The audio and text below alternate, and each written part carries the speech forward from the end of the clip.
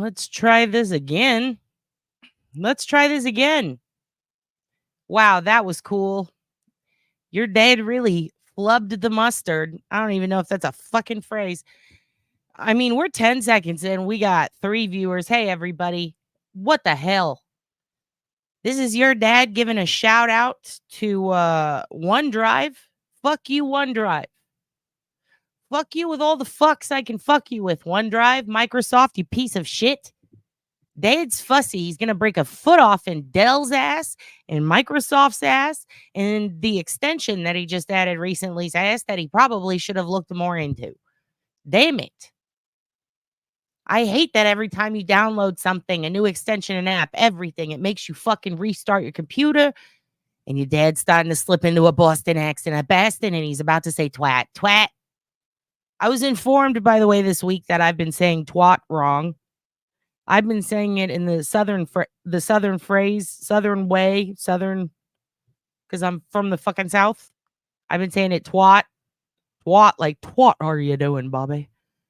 It's apparently it's twat when I'm doing a Boston accent. It's twat. Hello, everybody. Hello, Adam.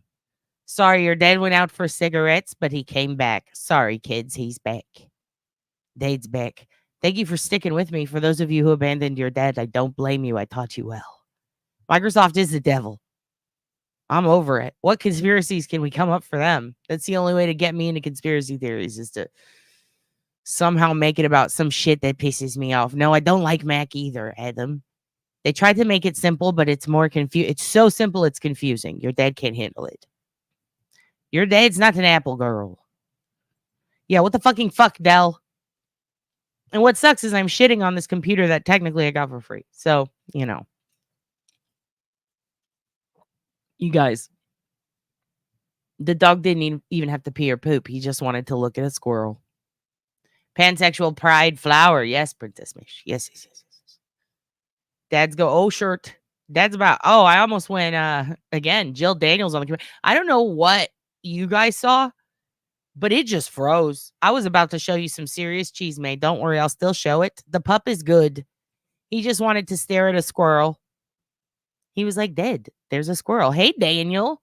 Hello, fellow Austinite. I bet we've ran into each other before. It feels like a small town, but it's not. Welcome, welcome. By the way, if any of you are from Austin or the surrounding area or anywhere in Texas, and you would like to come out in late July, I actually don't have the dates in front of me. I think it's 25th, 26th, or 26th and 27th. I should know this, but your dad doesn't.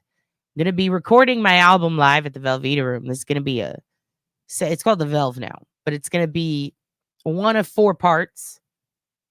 My album is going to be called 4 Rooms based off of a Tarantino thing. And I've tried to record twice before. Both times failed. I blame the tech. I was the tech. Your dad really is a control freak and he fucked up. And then when I let someone help me, they fucked up. So 3rd time's a charm, right? 15 years. Let's finally record an album. Fuck it. So that's going to be happening. And if you're in my channel and you're in Texas and you want to come, the assholes of Texas, Austin, and I say assholes because we know where the party's at. Listen, you come here. I will give you tickets. If you live it now, if it's more than 12 of you, I might have to do like a half off the door, buy one, get one free. I'll figure it out. I might just give away tickets. But if you're in Texas and you want tickets, show information, I don't put that shit out on my channel because it's a crime channel and it's all about being sneaky and snoopy. But if you're in Texas and you email me, here's my email. Here, let me put it up. Your dad's figuring out all this. I'll just put a ticker. I learned a ticker. It's got all my shit on there. It's got ways to donate, ways to add me on shit, ways to contact me.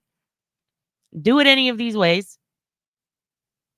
And I will either put your name at the door for a buy one, get one deal, or I'll get you some free tickets. And if you're not going to be in town late July, but you're going to be in town sometime in the coming weeks visiting Austin, and you want tickets to the other comedy club I'm always at, you don't even just have to have them to see me. You can see whoever's there. I'll just give you some tickets for there. I'm all about getting you guys exciting times when you're here. So if you're in Austin and you want to go to the Creek in the Cave and see some shows, I can get you in there. I can't get you in the mothership.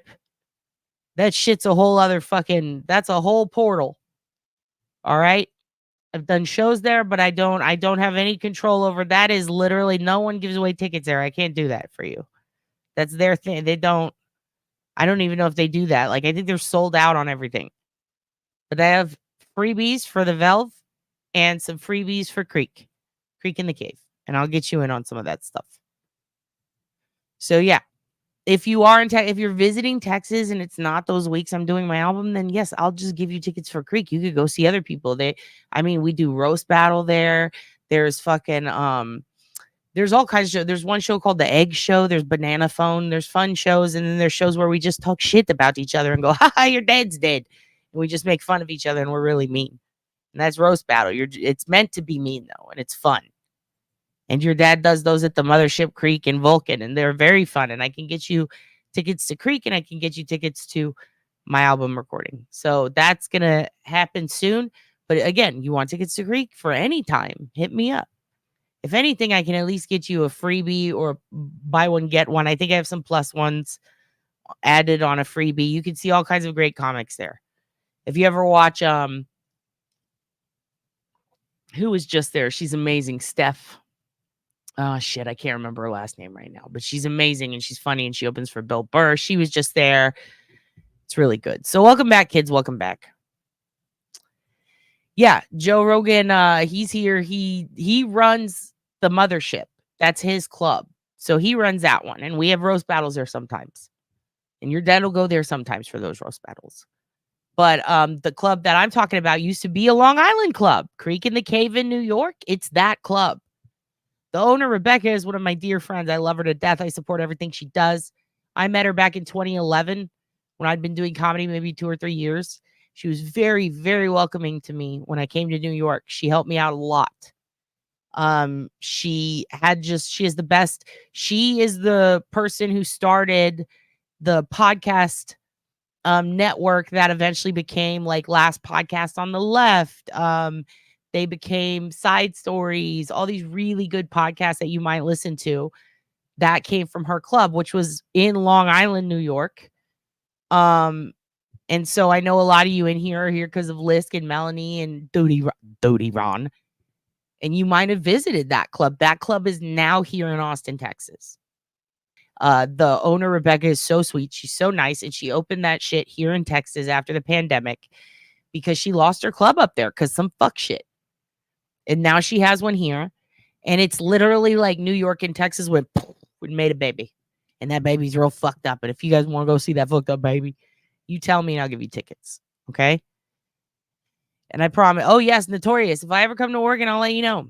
Did they get rid of Bridgetown? I don't know. That's a great comedy festival. But I did gigs in like Kirkland, Washington, and a bunch in Seattle before. And I really wanted to do some in New Orleans. Y'all had a place. It's not the Bijou. It's Club Baghdad. I don't remember what it was called, but it was very, very cool. I would love going there. Love to go there. Your dad can't talk right now. Yeah, Duty Ron is awesome. We love Duty Ron. We support him. 9/11 first responder. He rules. Fucking Duty Ed. They did a breakdown of the Karen Reed case. Ooh, I should text him and ask him if he minds and Joey D. Yeah, they talked about her. Yeah, dude, that club. And if you ever saw Chrissy D, he did the great 9/11 story about where he was on 9/11. I think he was recording that at the Stand. The Stand is a fantastic club. If you're ever in New York, go to the Stand. Man, the owner there and me during Skankfest were talking heavy on Lisk. I don't think he'd care if I said it. I actually haven't spoken to him since Skankfest. I'm sure I'll see him this year. Listen, don't tell him I told you this. He used to be a correction officer where Rex is right now. And we talked about that the whole time. And it was amazing. And that guy's cool as fuck. And if you go to the Stand, you're going to have a great time. Yes, I still do comedy. I'm recording my album this year. I haven't been doing it as much since I started this channel. So it's your fault if your dad fails. Listen.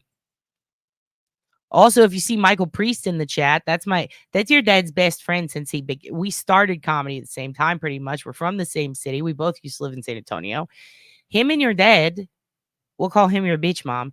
She is, he and I have been besties since we started comedy. He comes over and harasses your dad and your dad's boyfriend all the time. I call him, I'm going to embarrass him now for fucking taking over my chat talking about Heidi Seaman. Listen, we're going to do a podcast on Heidi Seaman, me and him together. He's jumping the gun. But he's very smart. He used to be in law school, and he's been like my right-hand man with research. Like, he's so fucking good at research. But he's also a stand-up comic who is literally the funniest. I would put him in my top 5 funniest. I would maybe even say him and my dead friend LaShonda are in my top 5 funniest comics of all time. Your brother Michael, aka your bitch mom, he was just in here. Yes, it's the Baghdad in Portland, that place. He is fucking funny. If you ever get a chance to see Michael Priest, which I don't know why he put his real fucking name. What a dipshit. Anyway, he is literally Jack Handy reincarnated. And Jack Handy is one of my favorite people ever.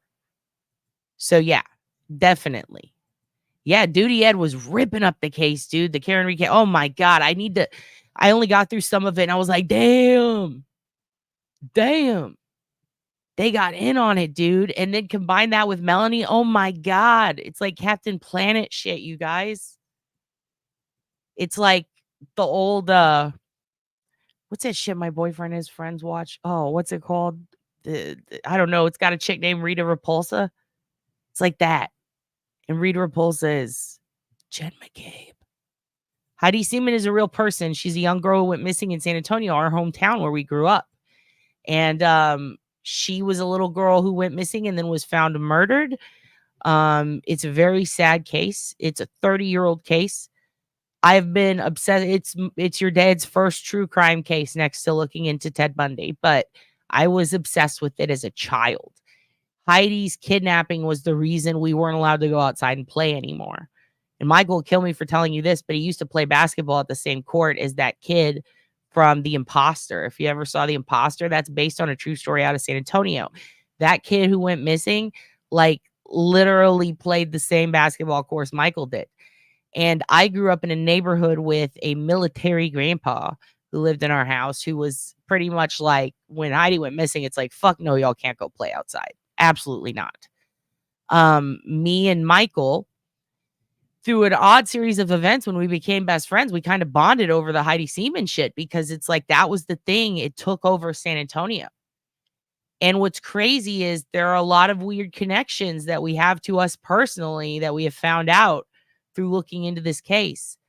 And when your dad's family was, when his hometown was shot up in that mass shooting at that church, the Washington Post guy who bonded with your dad's dad, who was, oddly enough, very Republican, and they bonded like it was crazy. Like, they got along very well. That guy wrote all the news articles about Heidi Seaman on the update. So after talking to him and Michael, we got together. We started contacting people. We have literally spoken to every single person involved in the case, all the way up to the highest rungs you can imagine. And when your dad started going to crime school, some of his professors are Texas Rangers. Now, if you know anything about that, they are the FBI of Texas. We'll just say that. They are top shit. They are the baddest of the baddies as far as law enforcement goes. I'm going to stop talking to you like this now. I don't know why I do this. It's because this case makes me very nervous. But I had some professors who are Texas Rangers, and I've spoken with a lot of people who used to run the Heidi Search Center. Family, like, we have talked to everyone, and Michael's been there every step of the way with me. And it's amazing. It's really amazing seeing all of the different ways different people involved or not involved in the case look at this case. And I have, along with Michael and a couple of other people who will remain unnamed as of now, and forever until they are cool with it, we have been looking into this for years, for many years. All those, do you see all those papers, right? Where one of my, your dates direct, see under my little, little nickel bank I got. It's a nickel bank. You put a nickel in it. You put other coins, but it doesn't really activate it so well. Mainly only nickels, but you put them in there and its little face scrunches. I'll show you sometime, but it needs batteries. But under that, all those papers, that's just one of her case files. Okay. So we've been through it. We've seen things nobody's seen. I'm shocked we got to see them. I'm shocked anyone didn't call a lot of shit out earlier. But it's like your dad always tells you, sometimes you have information that you could spill to the world or you could tell the police. What do you do when all the police are up each other's asses, at each other's throats, or don't fucking care? Well, you call the people who do, and you try to get them to help. And that's kind of where we are right now. So we plan on presenting to you a podcast in the future, but we want to make sure we go through every single outlet possible to get help and eyes on this case. You know, you would think call the FBI, but don't worry, they're already involved. It's a problem. In Texas, the investigating agency has to give it over to the FBI. Now, they did ask for help. The FBI did help, but the problem is evidence loss, evidence not stored. A lot of politics. The attorney general knows. There is a cold case squad in the Rangers that knew. Here's another problem. What if you find evidence that was turned over to them that the highest of the highest said, nah, fuck this, and gave away to the public library? Then what? Really makes you wonder. There's a lot going on with that case. And so that's why your dad was like, Michael, shut the fuck up. Because he's a huge advocate. He's ahead of the game, dude. He wants to just pump it all out right away. But here's the problem. We got to take it easy. And I do plan on talking to a lot of people. But it's very Karen Reedish, oddly enough. So what the fuck do we do if that happens? I don't know, per OSINT, and that's where we are. But what I did do, I'll tell you this much. Here's what I'll tell you. There was a lead in that case that nobody followed up on at all, but me and your mom did.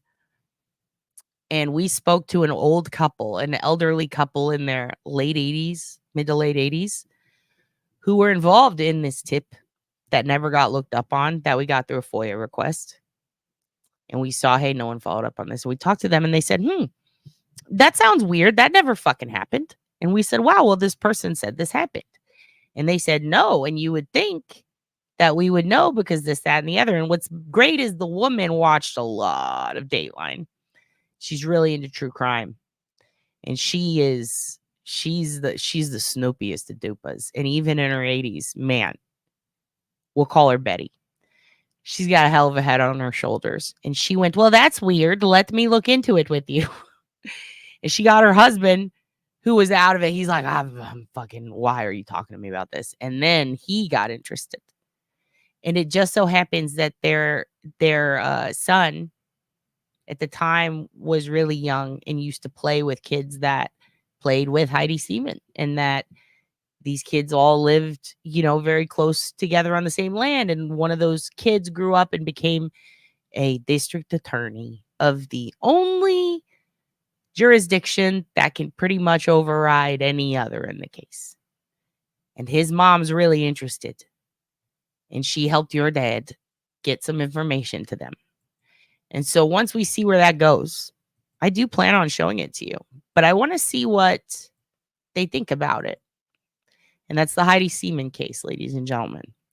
And once we see what can be done and make sure that we take all proper precautions to get it done, your dad and your mom, Michael, plan on presenting it to you with additional options on how you can help. As in what you can do to advocate for the case, what you can do to be proactive, use ethical OSINT, and how you can help us.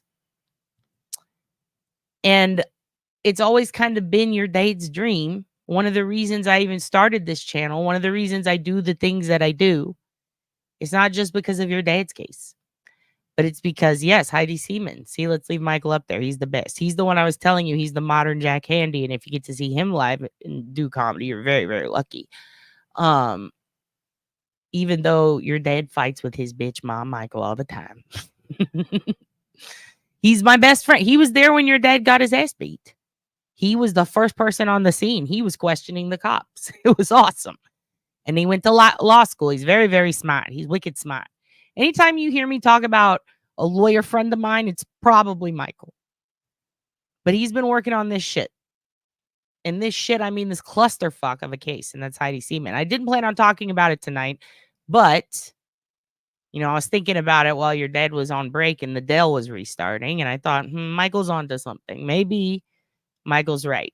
Yes, strap the fuck in, Fluffy. But Michael, did you see I was telling them about it, and I was telling them about Betty and about, you know, I didn't use all their real names, but about the DA son. Anyway, there's a lot going on with that case. And pretty much nobody knows that we've had this and this info that we have and that we've been talking to the people we have. And we've got a reporter from Texas Monthly who used to work for Washington Post, the guy I was telling you about it. He's very interested. He wrote the articles. His dad wrote the book on the shooting that my family was in. He's the only liberal person, besides, I guess, me, that your dad's dad loves. My dad thinks he's dope. Remember, I don't know if you were here for that live when I told you during the shooting, when it was over, we were having clearly Canadians outside in the yard. And it was the public, what's her name? The PR lady from the NRA and this guy from the Washington Post. And then your dad's Fox News dad. And we're sitting there talking about HIPAA laws and gun laws and the shooting and the impact. And we're all crying together and we're drinking clearly Canadians. And it's just this moment. It's like, man, this is why it's important to have discourse with people outside of your bubble. This is why it's important to not let politics get in the way and to really just have those conversations. And it was a moment in time that I still can't remember everything about it. I was blown away. I just remember the talk that we had. I wish I could tell you exactly what was said, but we were just, it was like we were all spilling our guts to each other and we all bonded. It was like a trauma bonding and it was weird. And yeah, and Michael, hey, thanks, Michael. And I swear to God, don't fight me over this later, Michael. This dude, he's the funniest dude I've ever known. Him and a woman named LaShonda Lester. Look her up. She has an album. That was your dad's best friend. And Michael's best friend. She was our bae. And this girl named Maggie May in California. Look her up. They're all comics. They're amazing comics. You want to see underground comics? That's it. The journalist, Peter Hawley. That's his name. And his dad wrote the book on that shooting. And oh my God. And they're just these wonderful people. And it's so crazy that I was looking up research on Heidi's case early on, and I go, is that PETA? Oh, PETA. Like, I immediately was like, oh my God, it's PETA. And I called him, and he was not even reluctant. He's like, oh my God. Yeah, and if you're reading about Erica, you know, Erica's case was really sad. Erica Boteo. It had nothing to do with Heidi, and it was over very quickly. A lot of people will tell you there's something strange. They're tied together. They're absolutely not tied together. Her situation had to do with some gangs in the neighborhood, and she was in a totally different neighborhood, but people were trying to tie them together and complaining about the coverage. But Erica's body was found in a drainage ditch soon after. And what sucks is they know who did it. Those people went to trial, and I believe one was like a mistrial. There were issues with the trial, and they got off on technicalities, and one ended up in a mental institution. And that is a tragic case. And the thing about that is normally I would cover that. But, and yes, where's Chloe? This is the church shooting. But when we're talking about Erica Boteo, I mean, we would cover that. But the thing is, her family, it just hurts when people bring it up and they've asked people not to talk about it because they know who did it. But it was a court issue. And a lot of people will be like, it's racism. That's why they're not talking about it. No, it's because the family, again, they know who did it. They went they went to prison temporarily, got out. They got tried on it. I believe it was a mistrial or hung jury. There was something going on there. One of the guys was mentally ill. It was a whole case involving mental retardation laws, which is literally how they put it in court paperwork. And these guys got off. And it just hurts for the family to hear about it, and they don't speak on it. So it's like, what is there to say with that? It's just, here's a sad story of a child who was horrifyingly and brutally murdered, and nothing good came of it, and SAPD fucked up. Now with Heidi, that's unsolved, and it involves the Air Force at OSI. It involves the FBI. It involves the Texas Rangers. It involves the San Antonio Police Department. It involves the Hays County Police Department. And then it involves a slew of political dynamics, social dynamics. It connects to all these other things. Police corruption. Some of the cops who worked on that case ended up getting in trouble for falsifying DNA, for raping prostitutes, for doing all kinds of horrible things. It's just a lot. It's a lot. And there are extreme issues with surrounding Article 32 hearings. I mean, it's a lot, and we're going to get into it. But that's what he was talking about. I mean, we allowed the kids to swear as long as they knew it wasn't okay. And she honestly thought it was swearing. So when she made mistakes outside of the fam, it was cute as hell. Yes, swearing is so funny when kids do it. Hello. Hello, Miss Thang. What's up, Carissa Sickles? I like your name. Grand Island, New York. The Walk Peace Buddhist monks are here. They just walked 2,000 miles from Key West. Holy shit. Those monks don't fuck around. Although the ones in Times Square, I'm just going to say it, they kind of fucking suck. They kept trying to steal my money. It was crazy. They asked me for money, and then I gave them some, and then they kept asking me for money. And my boyfriend was like, let's go. And the monks are like I thought they were going to fight me. But then I met other monks later that were really fucking chill. And they have patience. Good on them, 2,000 miles. Yeah, Michael, I wish Erica and Heidi were connected, because killed two birds with one stone, right? But no. And it's amazing how many other kidnappings were going on at that time. And we were going to talk about this the other day. We were going to talk about Doyle Lane, and we didn't do it. So I'm kind of glad you brought this up, Michael. One of the guys that they suspected of being, he was a suspect early on in Heidi's disappearance. His name was Doyle Lane. He was in San Antonio at the time.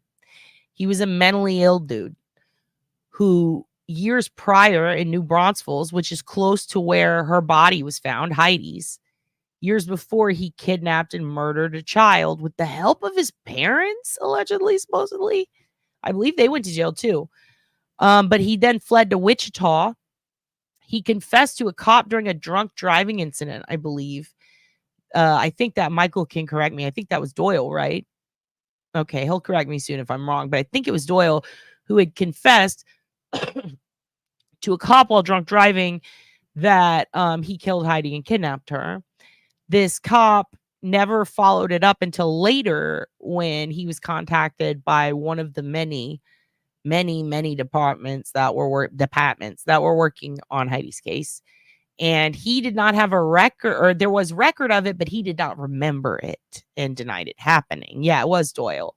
So, and that's Doyle Lane, Lane, if you want to look him up. Anyway, that was a whole drunk driving thing. The cop then all of a sudden, I don't remember. All of a sudden he Jen McCabe. I butt dialed, whatever.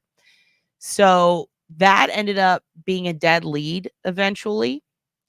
So that guy and another guy ended up getting tried and convicted for kidnapping, assaulting, murdering, and essaying a young lady in Wichita, Kansas. The other guy died last week, and we were going to talk about that. If I can remember his name, I would tell you, but actually I can. Let me just type it in my search history. Now, if my computer freezes, your dad apologizes. Okay, yeah.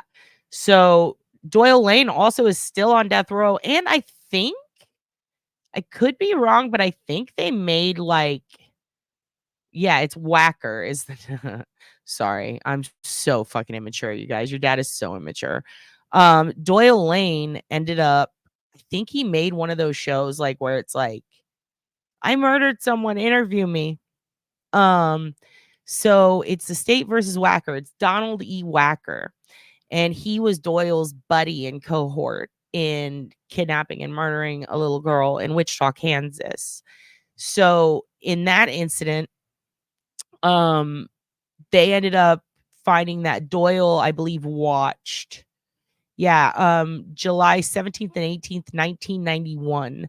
This was almost exactly a year after Heidi.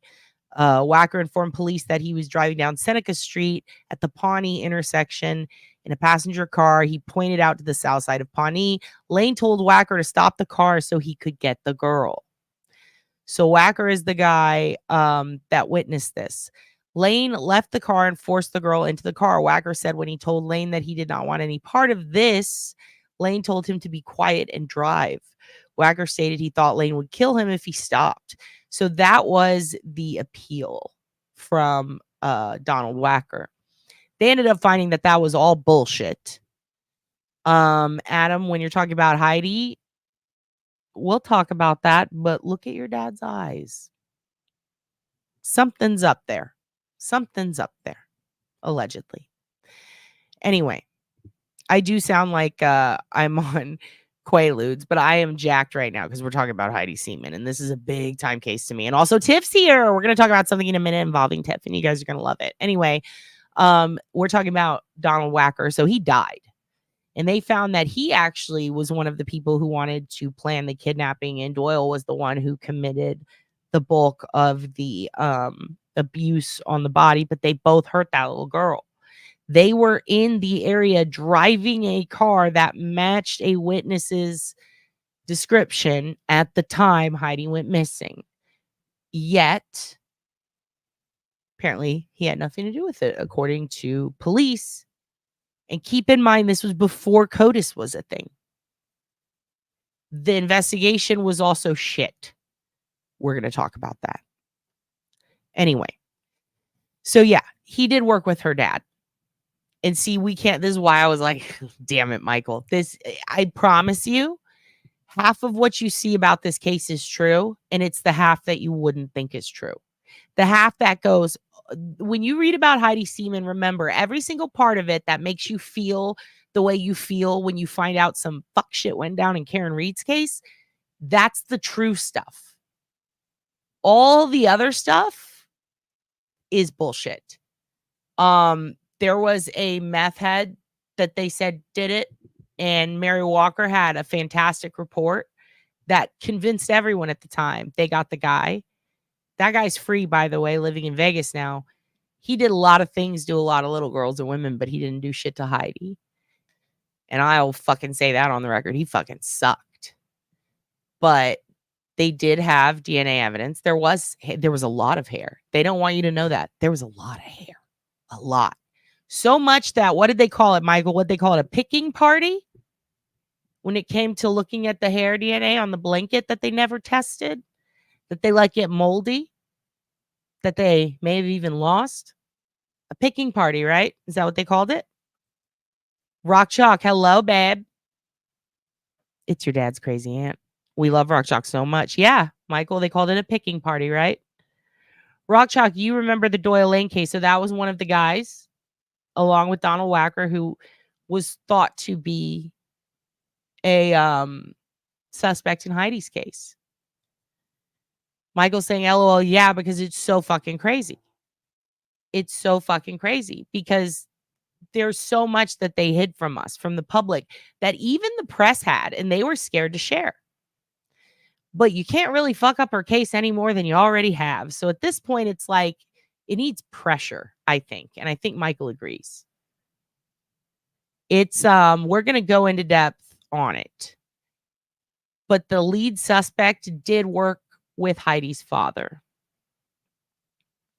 Heidi's father is the only living family member. Her older sister passed away a few years ago. There was a lot of issues going on with her as far as her mental health, and it likely was impacted greatly when Heidi went missing. This case was such a big deal. I mean, her mom also has passed away, but there are so many advocates for her that are fucking riding deep for her right now and have been since. And they were not heard and they were told to be quiet. And we've been talking to them and we've got a lot to tell you. We want to do it professionally. We want to do it carefully. And we want to do it with the idea that maybe we can get people to speak on it. Now, I am 50-50 personally.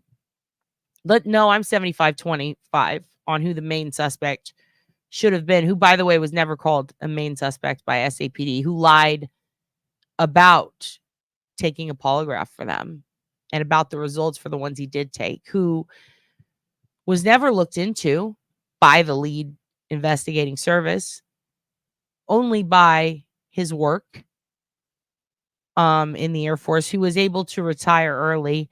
He bought a van soon after she went missing, and they searched the wrong van. They searched the new van, and no one ever pointed that out.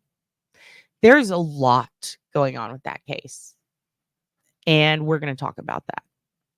I've already said too fucking much. May as well tell them all, right, Michael? They kept the blanket in offside storage unit because it smelled bad. The blanket that her body was found wrapped in, tied up, and dumped in Wimberley, Texas, right by the lead suspect's sister-in-law's family's house. Fascinating. Yeah, they waited 2 years to do a search. And then they didn't bring a case until 96, 6 years later, when they did the second search. Not to mention, one of the police was actively stalking someone in the family. Not to mention, another police officer was contacting the subject, a police officer that actually went to the same church I did and happened to be around when another young woman went missing in a small town. Kim knows exactly where I'm talking about. Talking about Patty Vaughn. There's a lot in this case. It is insane. It's fucked up. And yes, because it smelled bad. May as well just say right now that the police chief at the time supposedly was doing things with a lead reporter who was constantly reporting things in favor of the side that was pro-suspect. There's a lot going on. That's just rumor. That's just a little thing I'm going to drop there for you to think about. Holy fuck. Who stole your catalytic converter, witch? Oh my God. Oh, can you order it offline and then try to get I'll try to find you a promo code if you want to use the yourmechanic.com. Watch the episode where we talk to your brother Adam Drives Helen. Watch that episode. We talk about it. Hopefully that'll help. Fuck. That's infuriating. That's infuriating. Yes, they handled evidence as well as the Massachusetts State Police. Your dad's got coffee on his lips. Ugh. Yeah, 600. It really is a difference depending on what kind of car you have. It really is. Yeah, there's a bunch of oh hell no's in the Heidi Seaman case. I suggest you guys all look it up. Look it up. That's your homework. Take it in. And then we'll do a Q&A one day. We'll bring in one of the old leaders of the Heidi Search Center. We'll bring in, maybe we can talk to a family member. Maybe we can talk to someone who's in the case file, who was a little kid at the time, but who might have a lot to say. I've told you guys about some of the cases that I've been working on my whole life. That's one of them. We're going to also talk to the family and people involved in the Roxanne Paltoff case. There's another big bomb. I was waiting, but I may as well drop that now. If you ever look her up and you see the thing about the phone records, that was me and her sister, dude. That's how OSINT can help. Michael has used OSINT to help with Heidi's case. New things have come from open source intelligence. New witnesses have come from open source intelligence. And I mean that. In Roxanne's case, the new witness, that was us. We found her, not the police. She was waiting years for the police to knock on her door. I mean, shit.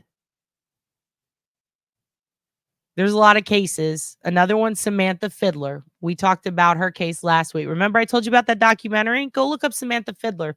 That's what I'm fucking talking about. Boom. Third. You know, something about pecan-flavored Katz's coffee from Houston Coffee Roasters really makes me want to tell you guys all my secrets. Fuck, Katz's. K-A-T-Z. They're so fucking good. But every time I drink it, me and your bitch mom start looking at the cases and finding things. Yeah, no, I don't know why I call that. I just think it's funny. Actually, me and Michael's whole relationship is just dissing each other. If you get dissed, it's because you're my brother or sis. Nobody stole it. It's broken. What? Broken? So someone tried to steal it? I don't know how you would break it. Unless someone tried to jack it and then failed. Is your mechanic sure? That seems like a lot. I mean, I would think it wouldn't be over 12 to 1600. Tell me what kind of car you have. You need to go to Scotty Kilmer's channel. Send him an email. He'll tell you what's up. No, you will call him your bitch mom. No, you don't have to. He's just Michael. Where's Chloe? Been looking for you, waiting on that call. I have questions. Thank you. You better call Rock. You better call your other mom. Listen. Hi, Dade. Hi, Agatha. 2016 Nissan Versa Note, a little under 100 came out. What? That's not enough miles to have the tape in. Hold on a second. We have to stop and help your sister. Don't blame her. It's me. Your dad has a thing called obsessive compulsive disorder and cannot help it. Hold on a second. What the fuck is in that cat converter? What's in it? Is it Cat's coffee? Look, the catalytic converter for that vehicle right here is $64. What the fuck? I mean, a brand new one from Central Houston Nissan that covers the OEM part is $1,917. Am I looking? Direct fit replacement. Go to Amazon and get the Chinese version. If anything, they ship it from Japan. It's made out of cadmium steel. It's much better. It's the same kind they use on Hondas. And you can't break a Honda. I mean, look, you can get a 1.6 liter cat converter at exhaust distribution for $180. What the fuck? What the fuck? Is it dipped in 24 karat gold? Yeah, no, there's platinum in them. Gotta be OEM in some states, but the bulk of the car. Listen, fuck that. Get a yourmechanic.com account. Or, yeah, no, just get a yourmechanic.com account. Tell them you brought your own part. Pay them an extra $50 to shut the fuck up and look the other way and fix it. Don't do that. Yeah, no, that's insane. $350. No. For real, go to yourmechanic.com. Get them to do it. Bring your own part. Take away all the extras they add. Use a promo code, which you can look up or which you can email me. I'll send you. And then just pay like the $90 an hour labor. They'll do it in your yard and order the part from Amazon or caphots.com. My God. I mean, if you're in Canada and it costs that much, I will fucking order one here for you and ship it to you so you don't have to pay that markup. That's insane. Gothic Brie. Hello, my child, my sweet little baby Brie. How are you doing? Carrie, how'd you break a Honda? What the fuck were you doing with it? Were you throwing glasses at it? Like Cannon Daddy? Wow, Cannon Daddy's cool. If you've been watching the Karen Reed case, you know exactly who I'm talking about. That man looks so happy blowing shit up. Yeah, buy the cheap part because if they steal it the next... Yeah, just fuck it. Buy the cheap one. Where's Chloe? You're a dog. Of course you would want the pipe or something like a stick shape that you could take and run with. That's enough. You're so funny. You delivered pizzas in a Honda for a long time. She died. I don't understand how you're still driving a Ford and you killed a Honda and your sister also killed a Honda. Your dad's getting a headache. I cannot believe you. What did you kids do? You don't have emissions there. Great. Fuck it. I'm in Austin. We're fucked, but you're not. Oh my God. Order it off Amazon. You know? Yeah, Harbor Freight. I mean, I would compare Harbor Freight to Amazon. You can also eBay super fucking cheap, and I've never had a problem there. Never. And you can haggle. If you go to the buy now, you can also do the you can go to the auctions or you can go to the buy now and you can put an offer. So I would put in an offer for up to what you can afford and just see who bites, you know? You guys, oh, your dad's coughing. He needs the vape. Thanks, Jay, aka Chai True Crime. Because of your Uncle Jay, my life's been changed. I can talk much longer, which is bad for some people, but if you like listening to my bullshit, it's good for you. By just sitting here and not taking smoke breaks. It's wonderful. Yes, eBay is where you buy the parts. They're the best. Nadibel, I like your name. Okay, listen, Tiff is here. Let's talk about this. Tiff, your sister, runs a website that I'm going to show you now. And it is called Mix and Maven. And it is on Etsy. Do you see that? Let's make it full screen. How about that? And Tiff, I'm just going to take you down for a second. So, Tiff runs this website called Minx and Maven. And it is her store on Etsy. And look at all these beautiful jewels.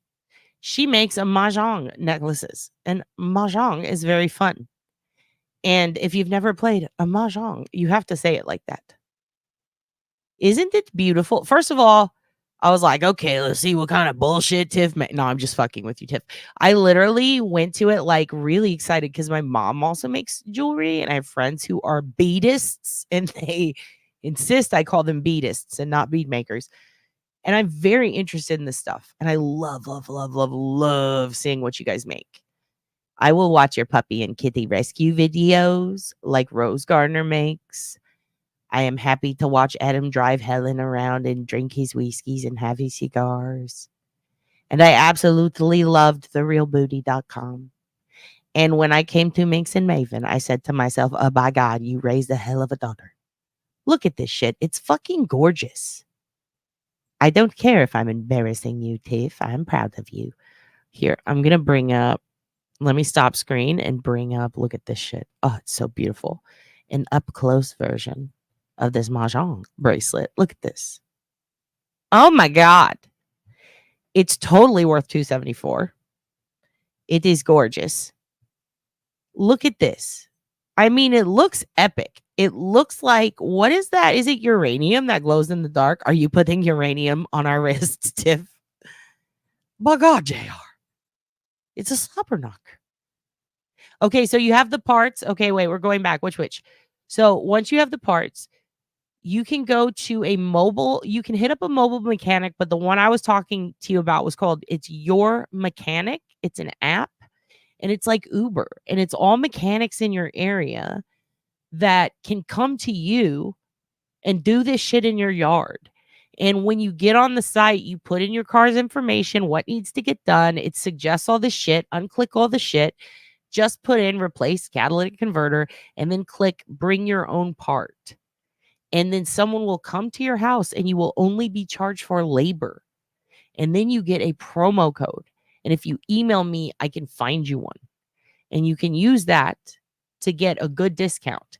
And before you even book it, you can know what you're going to pay and you can see if it's cheaper than your current mechanic. So before you order the part, just message me. I'll look it up for you and send you the link. Or I'll send you the link for the promo code. You put your shit in.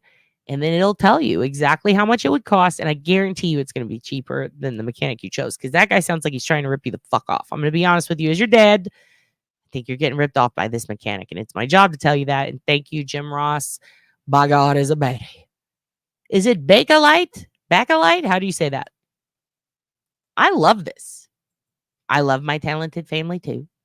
Click on some of those intricate earrings, she says. Okay, let me stop sharing screen. Because for some reason it does this. Okay, here we go. Ooh, your dad's got a dry throat. Let's look at some of these earrings. Ooh. And which ones? They're all so pretty. Let me see. Is there a specific page, Tiff? Should I go to page 1 or 2? And yes, it's the Your Mechanic app. I'll show you that in a second. I'm scrolling through your thing looking at all of these. Whoa. Okay, wait. But before I show that, I do want to show this bracelet because this is sick. I love this. Oh my God. That is freaking cool. Tiff, you're so talented. This reminds me of like, I can't remember, was it like middle school? These kinds of bracelets were kind of popular, but you could buy them in like the gum machine and stuff. But I always wanted like some wooden or some jade style ones. And these remind me of like, they're the brightness of those. It's kind of the same style, but they're very cool. It's the whole, oh wow. It's the whole like, I think it's the color. Maybe I just really like pinks and greens put together. What is that? This is sick. You're so talented. Okay, let's look at some of the earrings she was talking about. Oh, that's cool too. I was looking at this earlier, but I didn't really take the time to scroll as much because I was opening it. Oh, wow. Okay, sorry. Let me go back. Let's go back to some earrings. Oh, these are dope. Okay, I'm going to show you guys this. I'm just looking through shit without you guys. I'm so sorry. It's really cool, though. It's really cool. Look at these. These are sick. Your dad fucking loves earrings. Your dad can't wear these kind, though, because your dad has stretched ears. They have big old holes. Your dad's got big old holes. Oh, thank you. Thank you. Yes, yes, yes. You look fabulous, Emmy Bob. Yeah, these are very vintage, very antique. Oh, your dad's boyfriend's home. Oh, dad's boyfriend. There is a torta for you in the fridge made out of beefsteak. Yes. We're looking at Tiff's earrings right now she makes, and they're very, very cool. Damn. Anyway, let's get to the point. If you like what you see here, your sister Tiffany has brought something forth to the cult coven, or cunt oven, whatever we're calling it. Yes, I said the C word. Michael Priest, are you still in chat? Dylan's home. So weird. Michael raided my chat. He's in there. He's causing a ruckus. He found out about my cult and now he's going to overthrow me. I can just feel it. Do you feel the overthrow coming on? Because I feel it. Watermelon. Yes. And my bedroom in high school was painted like watermelon. They're so beautiful. So the reason that I'm showing you this is because your sister Tiffany, she makes all this because she's very talented. And simultaneously, hold on, I have to, is that Mookie's crying? Oh, that's you crying. Okay. She offered up a promo code. Your dad has a promo code. I'm one step from the Illuminati. This cult is growing. This cult is growing so much. We have a promo code. You know what that means. I'm going to sell out soon and then go to the store to get cigarettes and you'll never see me again. Just kidding. You want those earrings, which? You have to get your fucking car fixed first. Just kidding. You can do both. You can cruise around in your car with fancy earrings that you love. In fact, any of you can if you go to minxandmaven.com. Let's make you a banner. How about that? We've got the banner for everything else. Okay. Etsy. I should have done this before. Shop/Minx and Maven. Hold on. Dad's putting something up for you. Oh, shit. I did already make a banner. Your dad's cussing too much. Here. There's your banner, kids. So, if you go to etsy.com/shop/Minx and Maven and use the code Oblivious25. Did I do that right? Is it 25% off, Tiff? Don't quote her on this advertising until she tells me yes. Because I thought you said that. If it was 5% and I fucked up, I take it back. What do we know? Hi, guilty of crime. Listen, you and your wife need to go to minxandmaven.com. Were you here a minute ago? Tiff is so talented.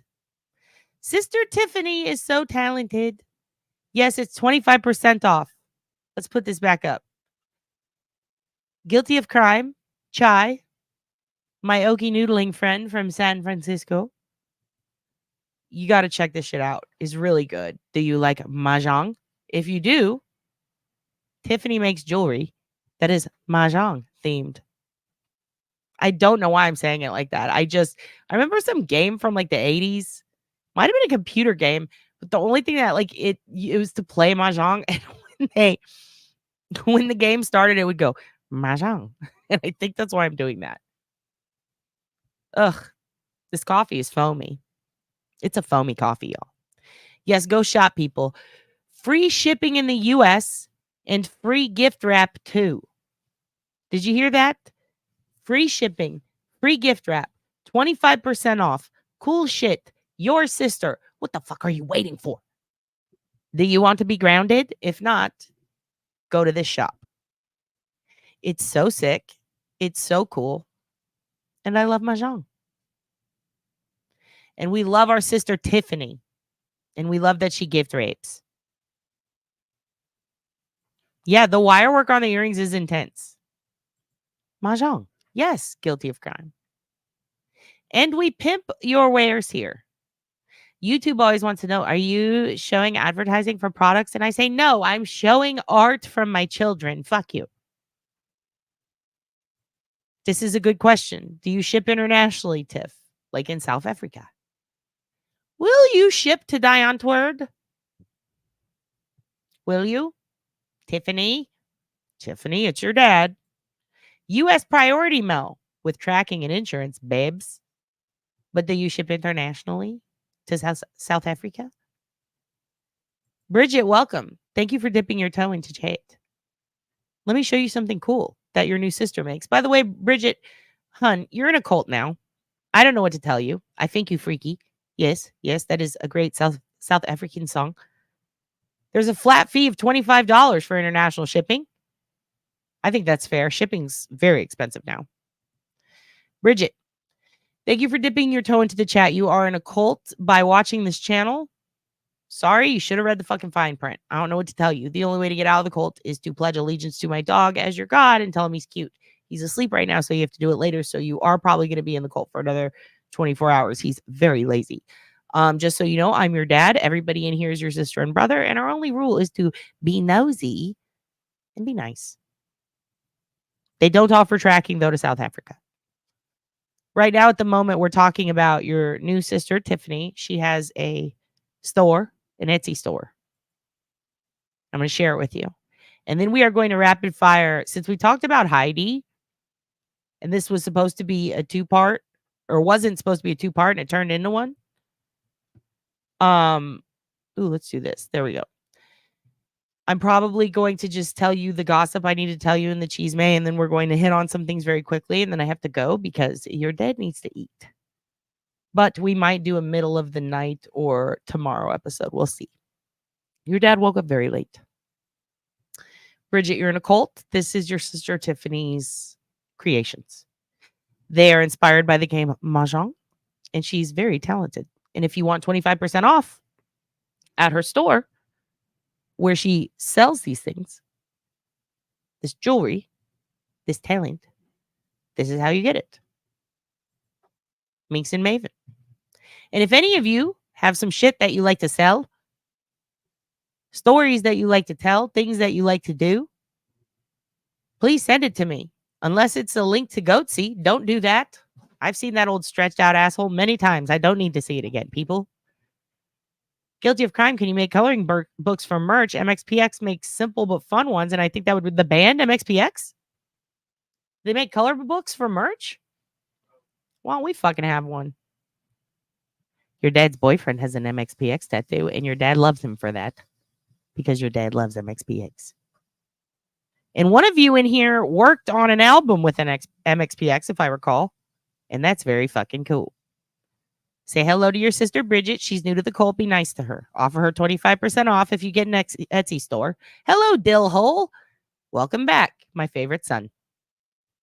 Yes, that's Adam. Adam drives Helen. He doesn't just drive Helen. He also works with MXPX sometimes. And that's very fucking cool. Yes, Bridget likes coloring books. Hello, Yvette. Okay, so here's what we're going to do. I'm going to take this down, and now we're going to go into quick news mode. It's going to be a lot like Hollywood Minute, if you remember that. That was when David Spade would just run through some shit. I wanted to show you this earlier. I didn't get to, but I'm going to tell you this right now. This guy that I'm about to put on the screen, this is a guy who his girlfriend was found on a dock, passed away, her arm like this. He lives on a boat. There's a lot of people who live on boats there. Big homeless population gathered nearby. This is League City, Texas. This is the heart of where the Trail of Tears is, the Highway of Tears, where all those girls have been going missing for 30 years. It has nothing to do with this. But shortly before, this woman was found hanging from a dock like this in mortis, where her rigor mortis, like her hands were like, she was stiff. She died like this. Yet somehow she is hung from a dock of a bay. He's very torn up because his girlfriend has been found like that. Now, at the same time, shortly before this happened, another woman passed away. Okay. I believe the rumor has it, some people are saying the other woman might have been a drug overdose. Now, what's interesting to me is your dad went online and said, oh my God, why do I have so many friends in common with this guy that you're looking at? I felt I was Victoria Huerman in that moment. If John Ray would have seen this shit, I'd be in prison. For the friends, my friends keep. For the company, my company keeps. So I found that interesting. And I said, wow, why do I have so many mutual friends with this guy on so many platforms? Yes, Cindy, he did sing that. This is troubling to me. Who are my friends choosing to be friends with? If this guy, people are 50-50. Did he do it? Did he not? 50% of them think he did something. 50% of them think he didn't. She was last seen with him. The cameras he had around his boat all of a sudden turned around or went missing. There are people on boats around him who he seems to be fighting with, much like Donnie Baker in his boat situation. If you know, you know. He lived on this boat with his girlfriend, who was much, much younger. I know the news has reported this guy is 30. I have spoken to people who are friends with him. He is not 30. He is very much older than 30. I can tell you that she was last with him at like something like 1 a.m. She slips out to go pee and then ends up hanging with her arm stiffened like this. A lot of people agreed that, like Tiff said, this is the overall vibe. He's sketchy, but also seemed very upset about her. He did seem very upset about her. Now, my personal opinion doesn't really matter, but after talking to people, I have formed one. I'm not sure entirely on, I'm not going to tell you he did it or didn't, but I've got some thoughts. I'm going to be brief with them and I'm going to be fair. Yeah, it's really, really, it feels like John Ray could come for me because that's the position Victoria was in, remember? Her friends were friends with these gross people who made this gross art, supposedly, which I don't think was that gross. It was just artists being artists. Yeah, he is over 55, I think. Allegedly, supposedly. But the news wanted you to think, and people wanted you to think he was 30. He's not 30. They are beautiful earrings. We're very proud of your sister. So, yeah. He was the last person to see the victim. She ends up like that. Everybody involved in the case, involved in forensics, were like, nope.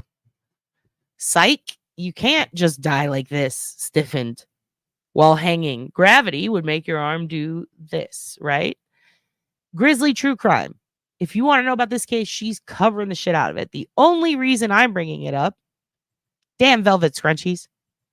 On a boat, you can pee in a mason jar and dump it out later, exactly. And this does look like the type of guy who would piss anywhere, but she's a lady. Sometimes ladies don't want to do that. Now, it's very interesting.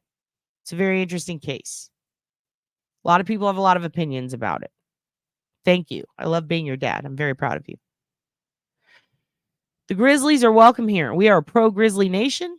We're pro-Melanie nation. This cult, coven, cunt oven, whatever you want to call it. We're pro-Dodie Ron and Dodie Aid. And by God, we love Auntie Deb. We're going to talk about her later. Your aunt is coming to visit.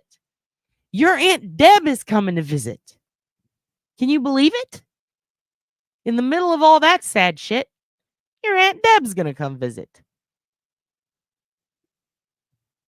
And I can't wait. And we're going to talk about comedy. We're going to talk about Karen Reed. And your Aunt Deb is going to fill your dad in on math. I'm going to ask him a lot of questions about Gauss. No, I'm just kidding. Yeah. I mean, some people feel that way, Yvette. Yep. There was enough to where the police were like, yo, this is a homicide. Something's afoot. No pun intended. Who is the drug dealer at the marina? Well, that's interesting that you say that, because that's where I was going to come in and tell you my thoughts after speaking to people who knew this guy. We're going to play a little bit, and I'm going to let you guess what I'm about to say. Ready? And then I'll tell you more about when your Aunt Deb comes to town. Hold on. Let's put this back. Okay. Let's watch him a little if you haven't seen him. The time this happened, that was the love of my life.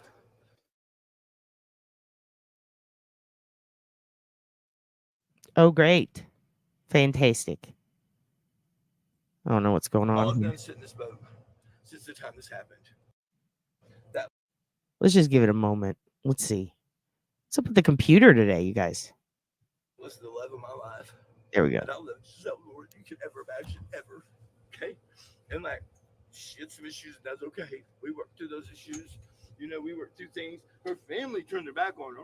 They wouldn't answer her phone calls. Her mom wouldn't let her speak to her kids.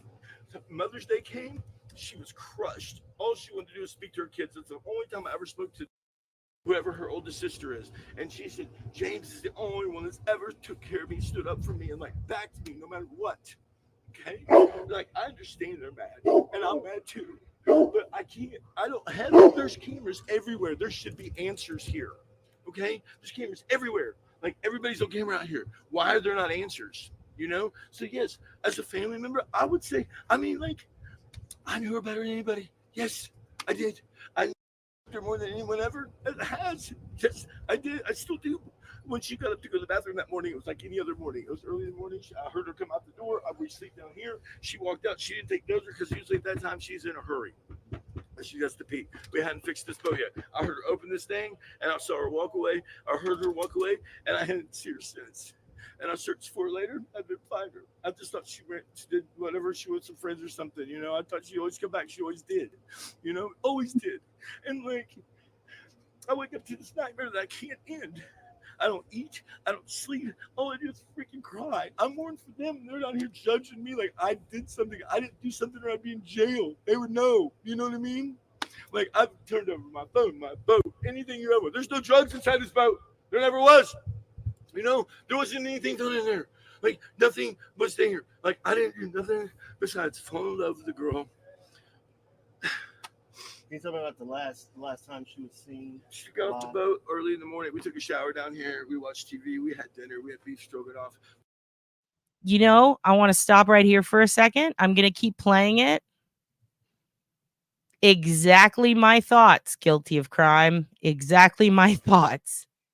If you've ever been around someone who's been on that, you know exactly what I'm talking about.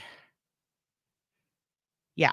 And it's okay to be frantic and like, we're not here to judge, you know, here's the thing. One person's meth behavior is another person's trauma response. Remember that. But let's keep going.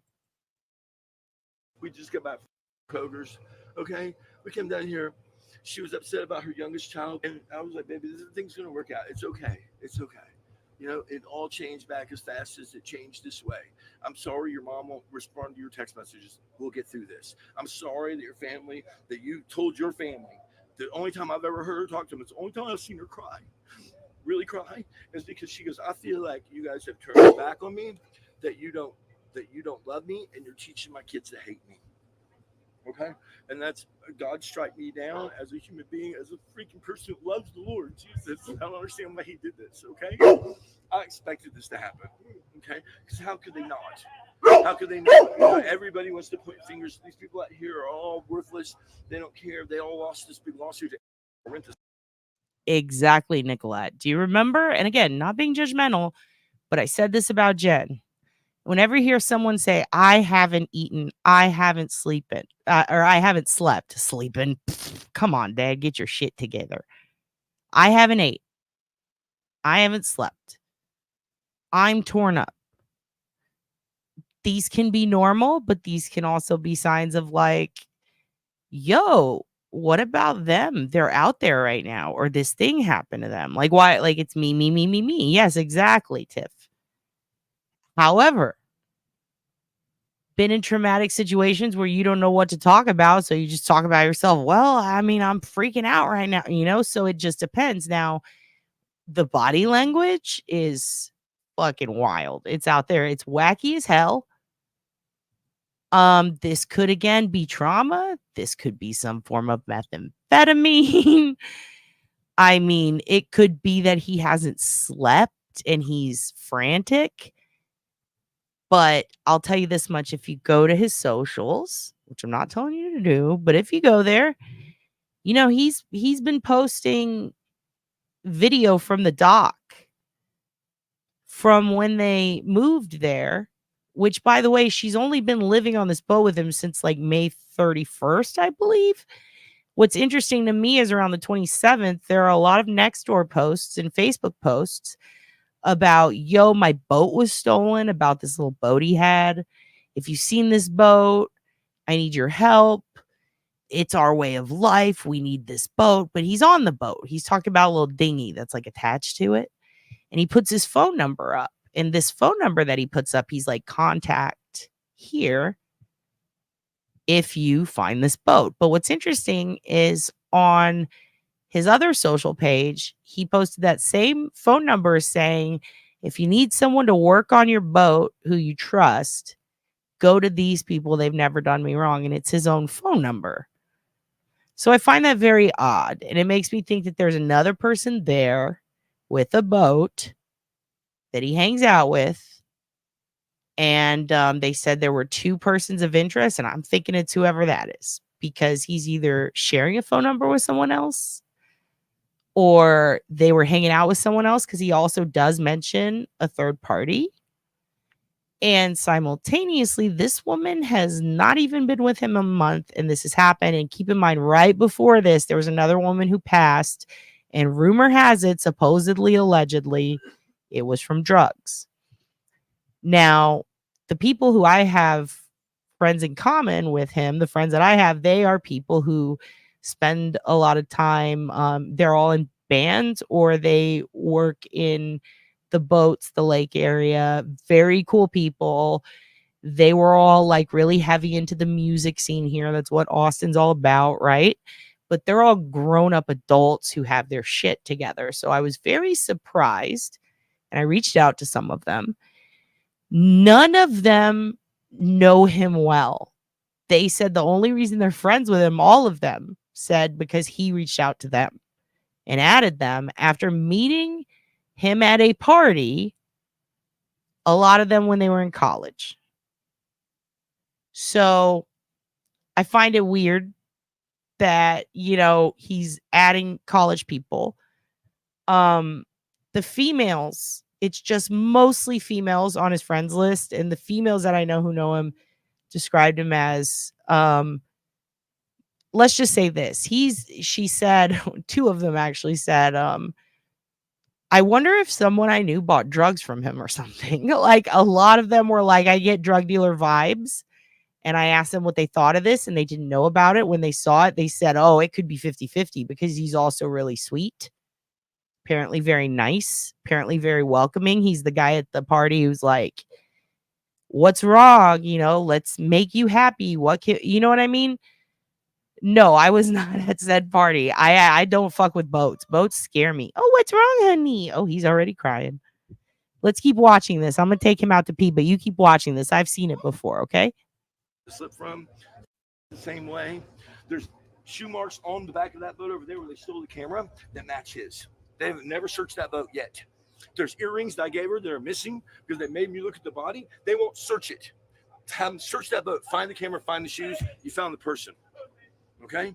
Straight up between me and you, man. And I'm tired of this. Like, I don't live a life that's right anymore. Like, I miss my girl. We miss our girl. This dog loves that girl as much as I do. Like, we can't get over it. All I do is stay in this boat, cry, talk to the police, try to come up with different camera angles to people that I think can help in every single way. That's all I do. We had the police out here 17 times because the HOA people, not once do we have the police here for us arguing or fighting. Not once was their hands put on any woman in my life. You could talk to all my ex-girlfriends, my ex-wife, everybody. I've never hurt anybody. I'm a teddy bear, man. And so, like, this is all crazy to me. And I don't know how to deal with it. They're supposed to send me help, but no one's coming out here to help me. You know, they took my phone for 7 days. I couldn't even talk to my family. What would you say to the people who think that you may be at fault? I think that because I'm the last person that saw her and I'm the one that loved her and we were always together, attached to him, I understand. Like, you ain't got no one else to blame yet. You know, the police haven't come up with anybody. So they have. I'm not even a person of interest. Okay, I'm not even a person of interest because I've turned over everything immediately. I don't get an attorney because I got nothing to hide. I went down to the police office for 12 hours, got interrogated. I went down, I gave him my phone, I gave him my life, I gave him my boat. Everything I say is perfect. You know, there's no, that girl was loved dearly by me and this dog, and she's all I had, and I was all she had. And these people took her from me, and I know in my heart that something to do with it. Because he always just talks. In the day that she died, like that floating ramp right there was locked up over there because they didn't want us to use the. So here's the thing. I want to pause it because I'm seeing the conversation. I have to agree with all of you. I think it's 50-50, you guys. Like, and I know that's crazy because a lot of you are probably saying what most people are thinking, 50-50, what the fuck? This guy's on drugs. But you got to keep in mind, you can still be on drugs and not be a murderer, So imagine you are on drugs. Like, I'm not saying he is, but imagine you are. Shit, let's take it a step further. Let's imagine that he's on meth, and he's having a freak out. And then this happened. He's going to be acting pretty much the same, right? Like, it's kind of an interesting situation because it's like, do we know, is there somebody at the dock that sells drugs? Did she get up to quote unquote go pee and instead go get some drugs and then she OD'd and then he wakes up and that happened and this person knew to turn the cameras around? Is that what happened? Or did she do drugs on his boat and then he set it up to look like that? Or did he pass out and wake up and there's news crews around him, his shit's all fucked up, and he doesn't know? He doesn't know what happened.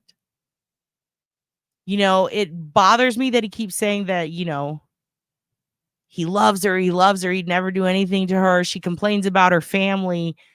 When you see the interviews with the family, which are on Grizzly's channel, I highly suggest checking it out. Yes, I agree. If you see those, her family's like, we don't even fucking know this guy. Like, and no, her kids don't hate her. They love her. Like, it's the exact opposite of what he's saying. So it's really hard to see this and not have questions, right? Unfortunately, I have a lot of family that do the same type of partying this gentleman seems to be into. And when they are strung out, they act like this about something big or small. Exactly.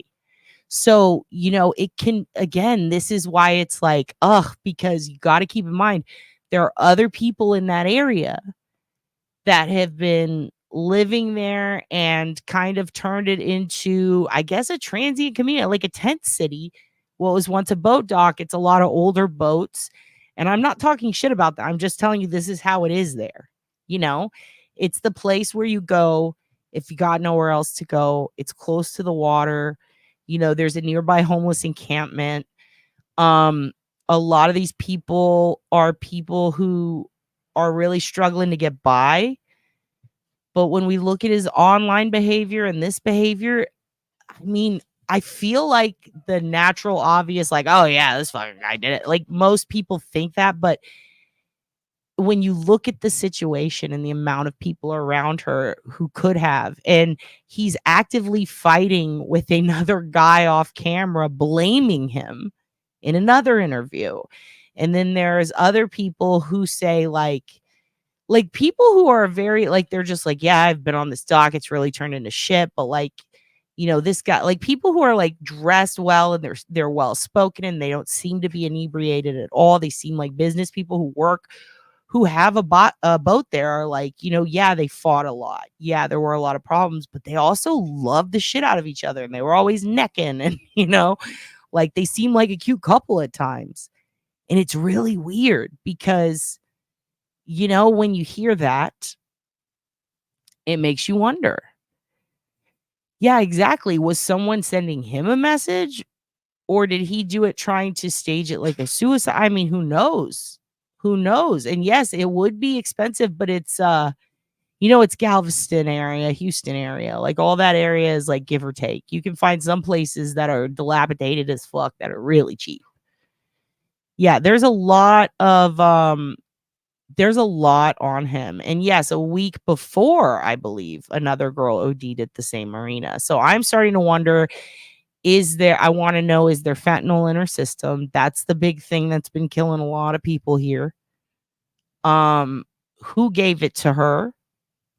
Because she did not pose herself like that. She didn't go into rigor mortis and then go, hey, let me go hang myself off a boat. That didn't happen. So I highly recommend, if you're not already a grizzly, go check her out because she's covering this.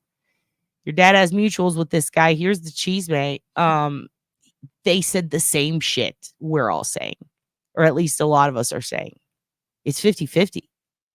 He could be like, here's the thing. They did say like, one of them said he was very well trimmed. Like, and if you look at his old pictures, he looks like a totally different person. And they met him like 10 years ago. Everybody that I spoke to met him here in Austin, hanging out at the docks, going to do boating stuff.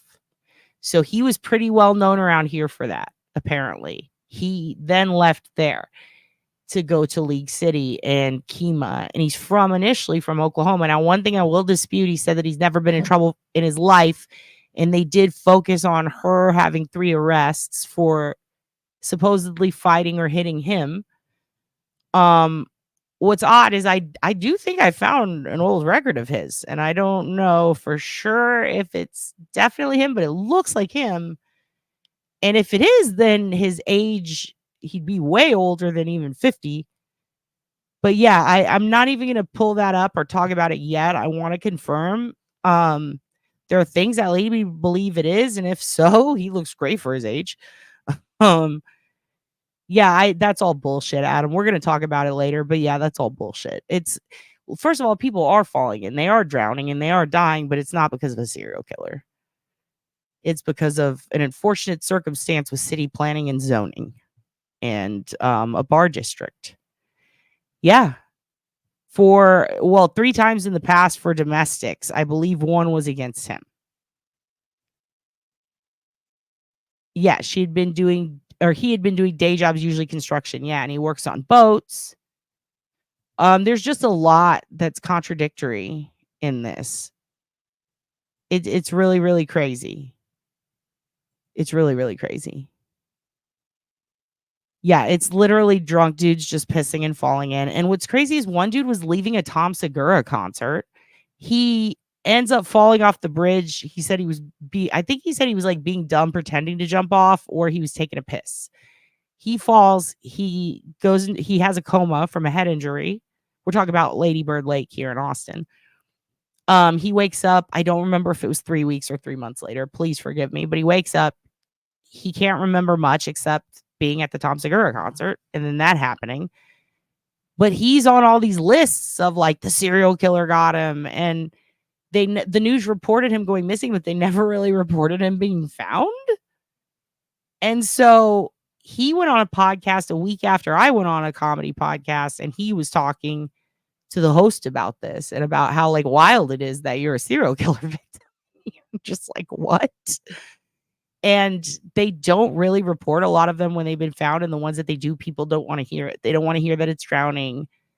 Yes, and here's the other thing. When you leave that area and you go to walk pretty much any direction other than north, you've got to be by the water. And if you're a guy, you have something very different than young ladies. And if you watch Kindergarten Cop, you know exactly what I'm talking about. Your dad's talking about boys have a penis and girls have a vagina. Do you remember that? Did you watch the hit film Kindergarten Cop? So, Kindergarten Cop, they explain very well that there's a difference between boys and girls. And when boys have to go pee, what do? And yes, we will meet up and I will give you comedy club tickets. Tommy Buns, Garth, where are the bodies, Garth? Hey, if you watch YMH, I've been on there. Go to the very end of the Chrissy D episode. That's your dad. And the end of the Sopranos Kids episode. If you go to the end of that, that's also your dad. I'm not going to tell you who, but your dad's on the end of the Sopranos Kids episode and the Chrissy DeStefano episode. That's your date. Yeah. So anyway, those dudes are going to take a piss and they're falling in because where you walk, guys, a woman's not going to go, like, we'll hold it till we get home, right? Especially out in public. A guy's not. If you want to go pee anywhere around there in the wooded areas, what happens is the second you get in those areas, there's a huge dip and then it's boom rocks in the lake. Simultaneously, there are a lot of people who had other injuries and things wrong with them where it was suicide. A lot. There were some who were living in a homeless camp and OD'd. And there are plenty, if not a bulk of them, that were on boats, partying drunk, and fell off and had been missing for months. Pay attention to the ones that wash up, that are young men that are found as drowning or head trauma. They do come back with autopsies and statements from the ME, and they are not reported. They almost every time indicate that this person fell in, likely trying to take a piss, and they're drunk, and you can't see. There's no lights. There's no fences. It's just a little bit of trees, 3 feet, boom, lake. If you don't know the area, you're going to get hurt. So no, I don't think there is. And actually, funny story, Adam, she fired me once. Can you believe it? Ugh. Your dad was 15 minutes late and thought he was 15 minutes early. Stand-up comedy is such a fucking thankless job. Anyway, I'm working on my 3-year-old about peeing in all of those places. He pissed in the bubbles earlier. That's so funny. Yeah, I'll pee anywhere if there's not a restroom available. But when these women leave the club in their heels at night, they're usually going to their cars with dudes, you know, so they're least like, there's a reason why it's mostly dudes who are mostly with groups of dudes or alone. There's a reason. And they'll just go piss in the woods and fall. And it's really crazy that everyone, and then some jagoff from one of our fucking true crime groups posted a picture of a smiley face. It blew up into a big thing. It turns out that smiley face was there. It's like on the Google Maps. It'd been there for a long time. And it was someone who was working for like the production team for that Oxygen, I want to say. Remember how I told you they'll fuck around, these production companies, and they'll plant stuff? So they were working on something about bodies in the lakes and all these boys going missing. And someone who worked on the production company from here in Austin that was filming that thought it would be real funny to go spray paint a smiley face in the area to work up people. And it did. And they aired it like, oh God, there's a smiley face killer in Austin. It's all bullshit. It was literally a guy who's being a dickhead who saw it in a true crime group. And it was recorded way before it went viral. And then when it was on the show, that was literally a production guy. And someone who, it was like her brother or something, talked about it, and it's like, oh my God. Yeah, it's so dumb. All that shit was there before. It's so crazy. Also, Harry Potter tattoos. It's hard to leave when you can't find the door. Oh, poor Chloe. They have to take you out more up there on your farm in Vermont. Okay, what else did I want to show you guys? We've looked at catalytic converters. Oh yeah, Caleb Harris. Caleb Harris might have been found. A reclamation facility, which is where they turn your shit and piss into beautiful drinking water, I believe. Or it could have been just a water treatment plant. It was very nearby, Oso Bay. They found his phone along the beach. A lady found his phone like a week or two ago. His iPhone. She posted about it on Facebook in the South Padre Island group.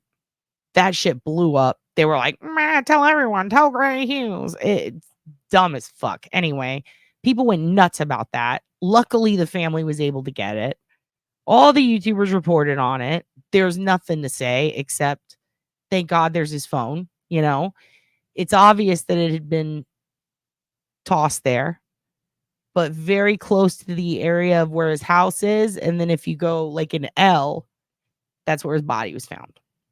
They think human remains were found. And it's wild because we were just talking about this case, but you know, it's very sad, but I'm just glad that there's more info so the family doesn't have to suffer more. And I do think that the digital trail from where his phone was found to where it ended up is going to say a lot about what happened. And we just have to be patient. But I want to play you something that aired on the news about this if you haven't seen it yet. This is the young gentleman from Corpus Christi who went missing. Whoa. Hold up. Let me share this with you. Yeah, I don't really like his ass either, and we're not even going to put his name up, but Walk Among the Tombstones, I agree completely. Piece of shit. I don't like that guy.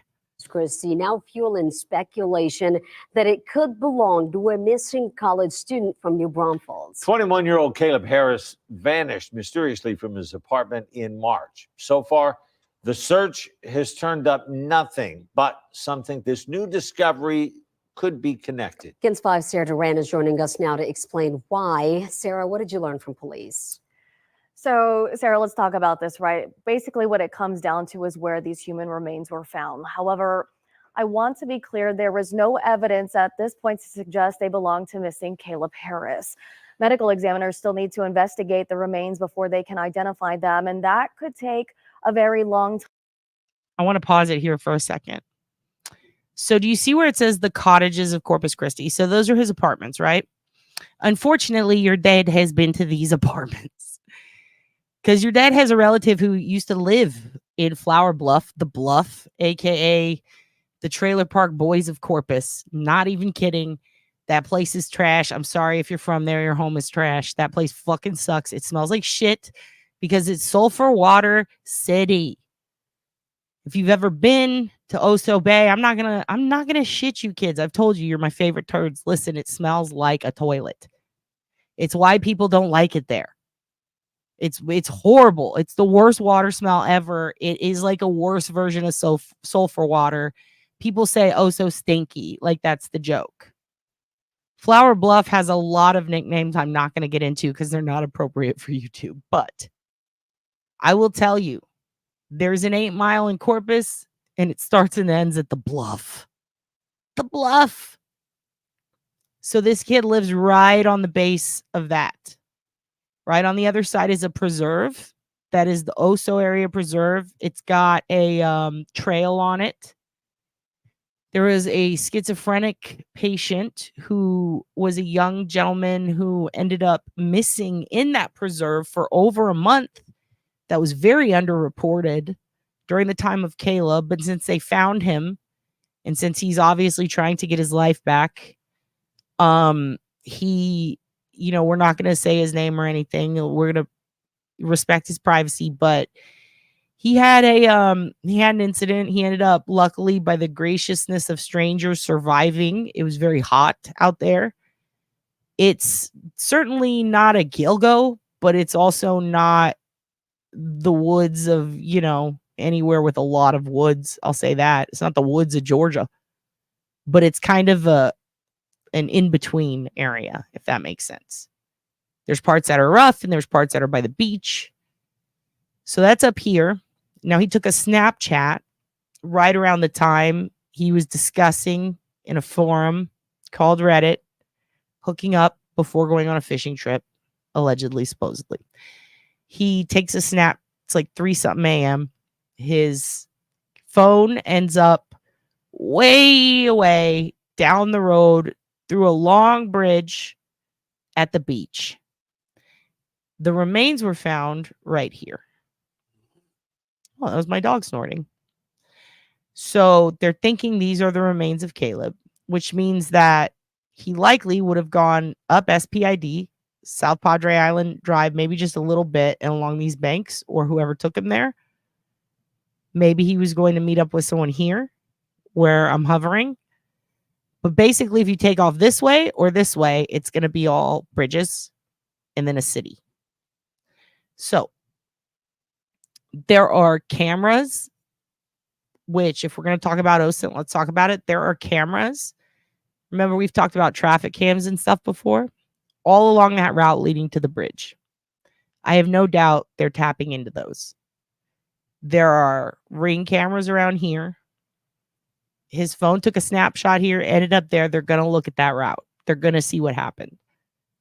But as of now, yes, gray pubes does rhyme, and that's hilarious, Adam. You're a very funny son. As of now, I don't think they've confirmed it's him yet. But if it is in a wastewater collection point, that's very interesting. And it makes me think that somebody was he under a 17-foot sewage pipe? I haven't seen that yet. Let's see what they say. Let's watch this. Your dad caught this very late last night and just saw a little of it today. I wanted to show you, but let's keep listening. Time, and it could be a difficult process, Sarah. And here's why. I want to explain. These remains were found last night inside a wastewater lift station in Corpus.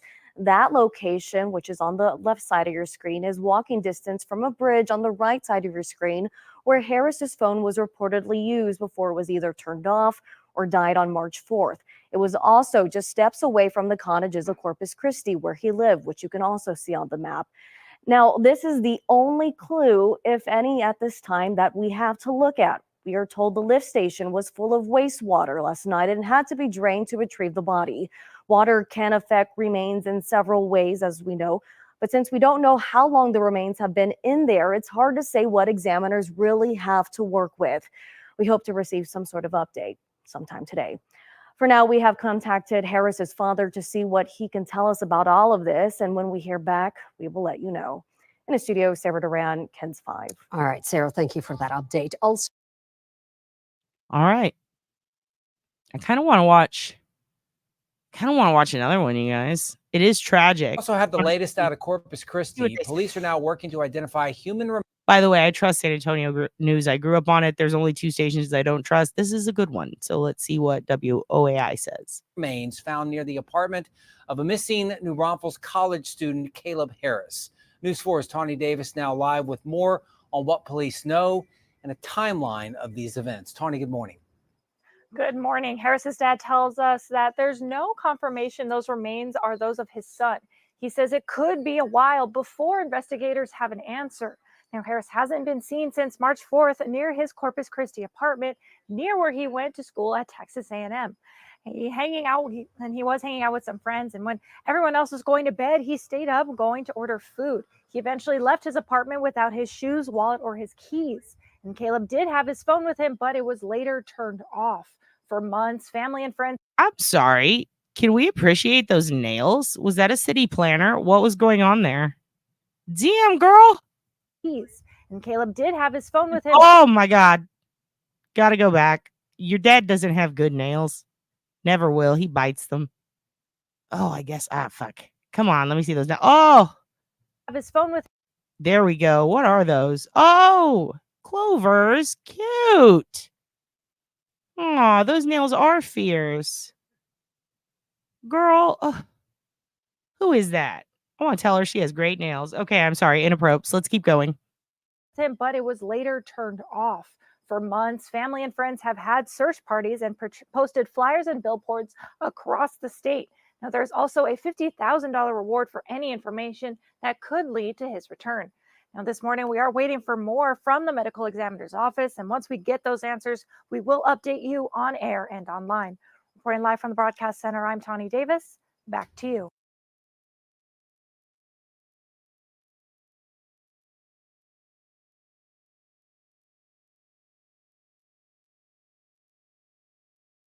Ooh, I like this.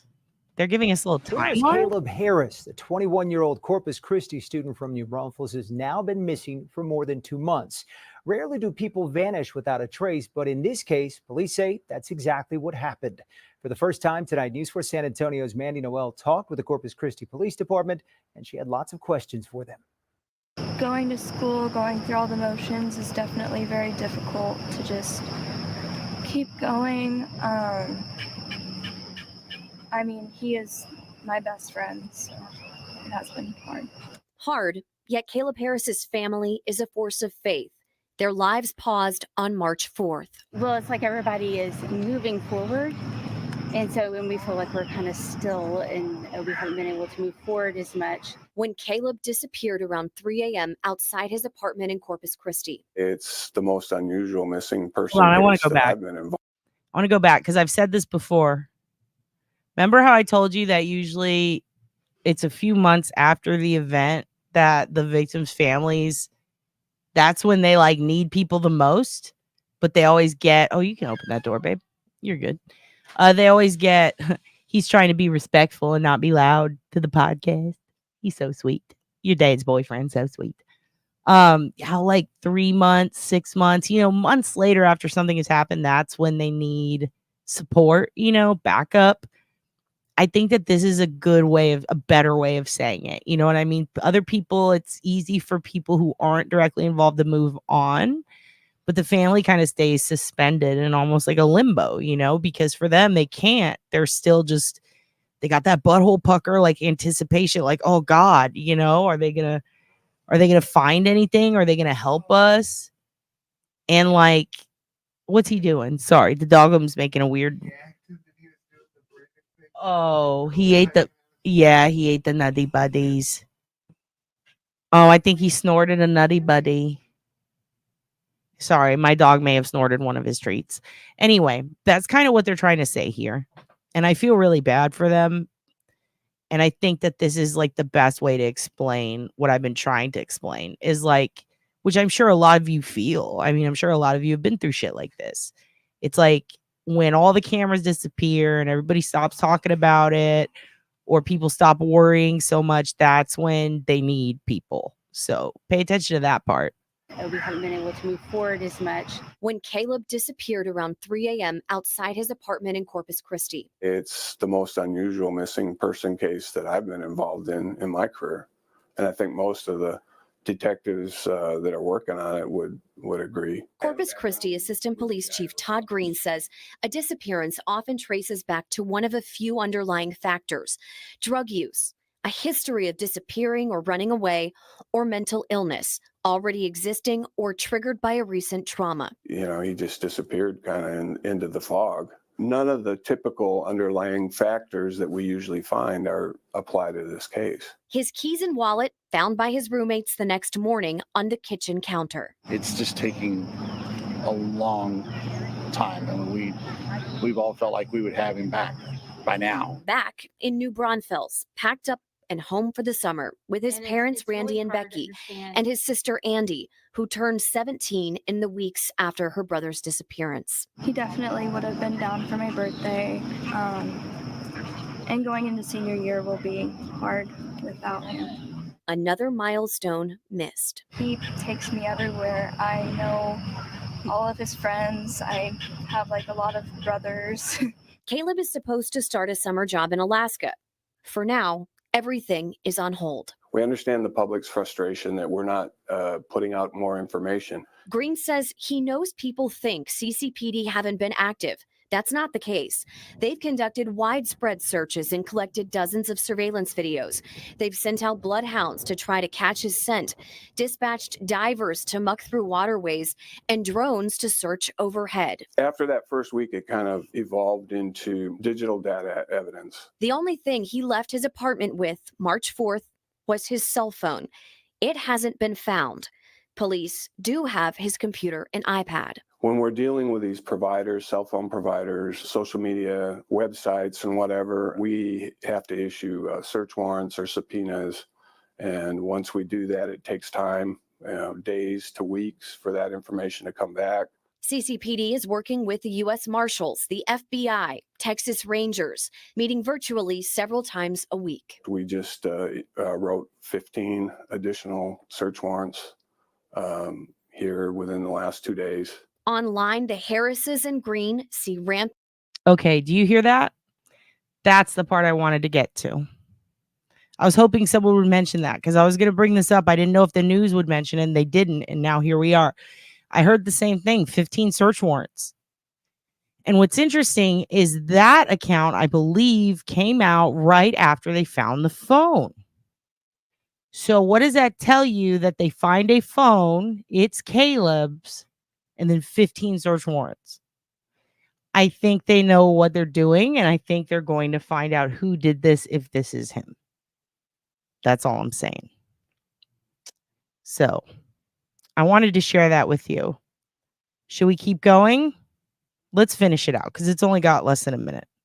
Speculation. We are real people. This is actually happening to us. It's not an episode of Tracker. People that are speculating and are spreading rumors, they're making it harder for the police to get a direction as what to do. Are we still investigating this as a missing persons case? Well, it is a missing persons case, but we certainly believe there's the possibility of some foul play involved. How great of a possibility? The more evidence that we gathered tends to show that he left, probably voluntarily, but didn't return.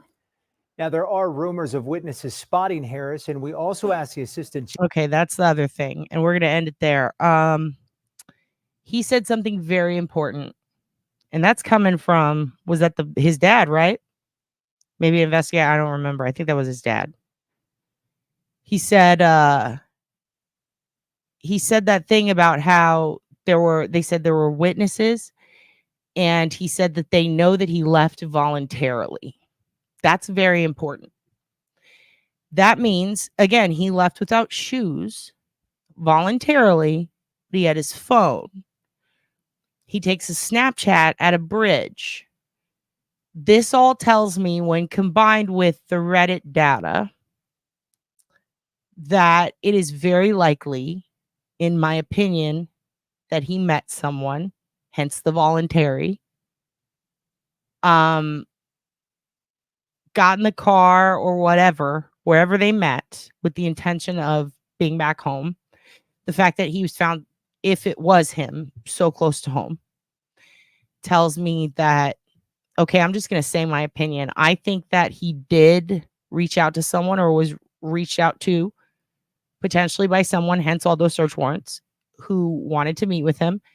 I think that those people could be one of many,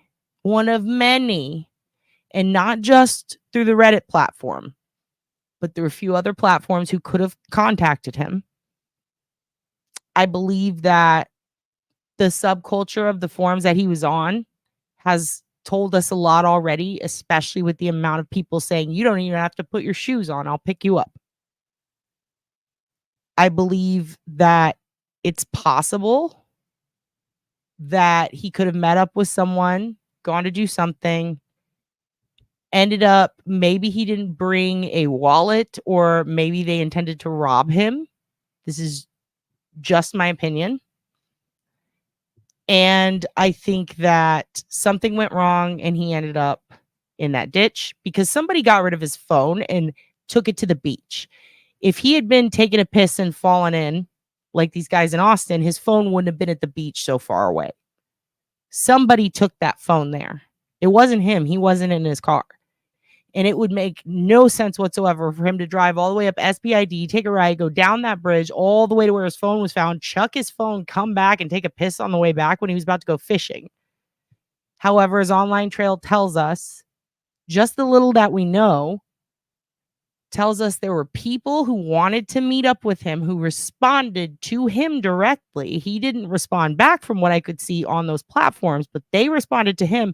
And these people had prior posts and posts that night to him saying, I'll pick you up. Let's go.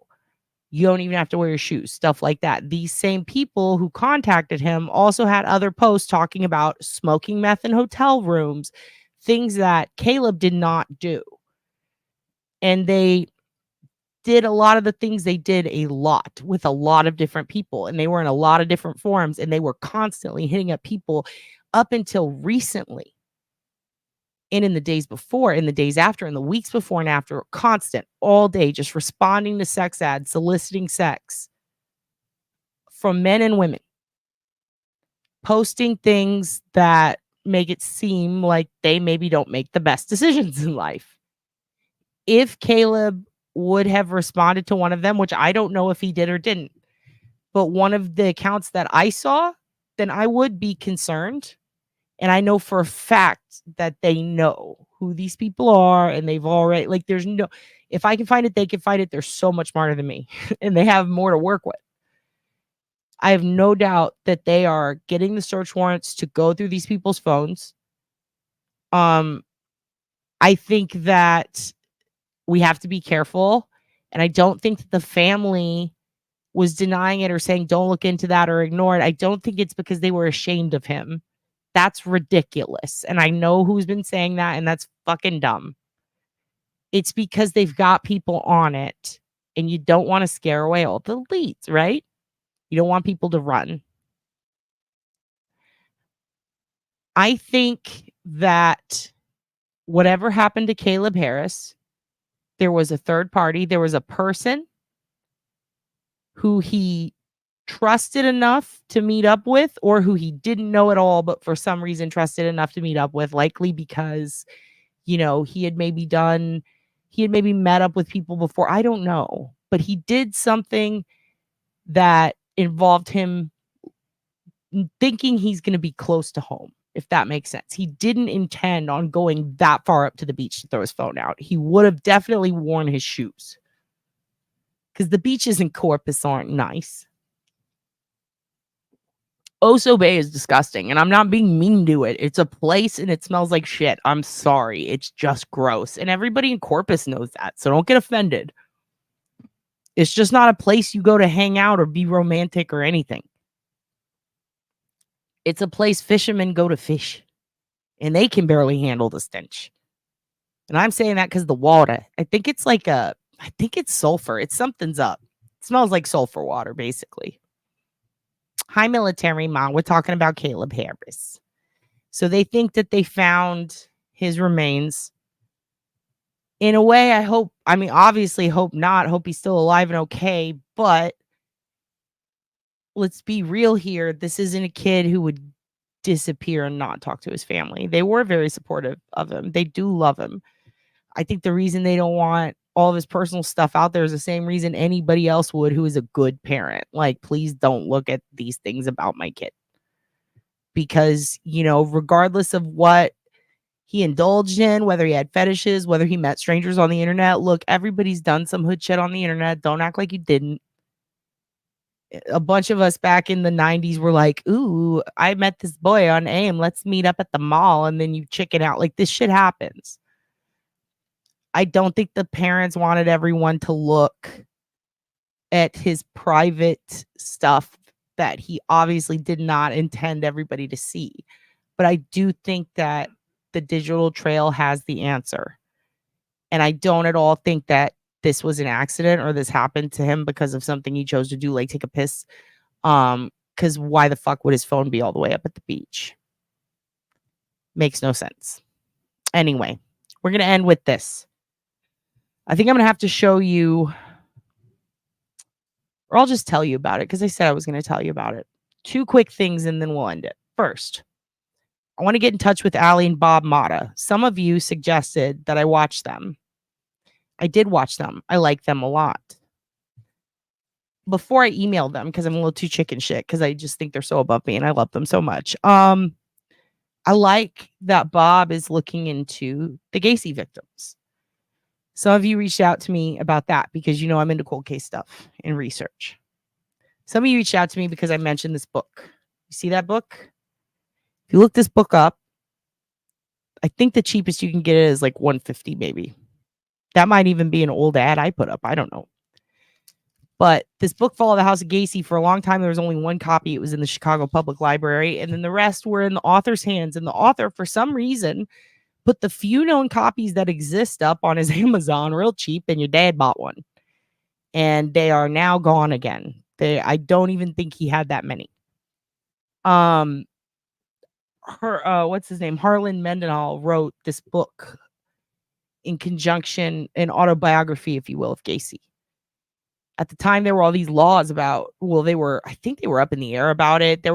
People were arguing about, like, basically you can't make money off of your crimes. That's obvious, but there are challenges to that here and there in random states. And Gacy's book, the autobiography, I believe one of the reasons it was not published for the masses in the beginning, and there's one copy at the Chicago Public Library, and I believe there was one copy for the Library of Congress, which you submit for anything that's published. There's always got to be one. Those books, like, you couldn't find it. It's literally one of the rarest books ever because of, I believe it was a court challenge. That's what I heard. I shouldn't even say it. I should look it up, but I couldn't find much on it regarding that. I do know that there were legal issues, and now the book is out, or it was out briefly, and then again, not sold. I have a copy. I don't know if Bob's ever seen this book, if he knows about this book. Likely he has. I know that his dad obviously represented Gacy, right? Is that the deal? From what I was hearing, he's got a hell of a fucking obstacle in doing what he's planning on doing. His goal is lofty, hefty, big, and I respect the shit out of it. He gets very emotional, I can tell when he talks about it, and I love that. That shows that he cares a lot. I would love to help him. My question is, do you think he wants to see this shit? Because if he does, I am fucking 100% willing to scan every page of it and send it to him, put it in PDF form, do what I can to get it to him. You guys know them better than I. You know, I'm still getting to know the squad. The squad we have so far is fucking lit. The squad is fucking lit, you guys. But you know that your dad has a big old boner for cold case shit, to say the least. I love finding old as fuck leads, research, archives, everything. Your dad may use filthy words and goof a lot, but when it comes to that, he gets home the fuck in. I would love to do anything I can on the house, obviously, to help Bob in his endeavors. And if you know him, I know a couple of you guys have messaged me. If the endeavor is to find more victims, let's do it. I would love to get him anything that helps him in his research. And because I know that it is super fucking hard to find that book, and I think he might have only had 1 or 2 copies that he was selling on Amazon. He's the only person that has access to it, is that publisher. I had written him before and heard nothing from him. It literally popped up at midnight. I bought it within an hour. I had it on a Google alert. I am not heavy into the Gacy case. This was when your girl was into, or your dad was into rare books, but simultaneously the true crime fiend in me was like, I need to know what the fuck Gacy did more of, I need to know more. And it was so fucked up and sad that I abandoned it because I was like, this is too heavy for me at that point in my life. But I've been looking into it ever since I started checking out Bob and Allie's channel. Like, I have not seen everything. I've seen recent stuff from them. Kieran Horman done been on my list, Adam.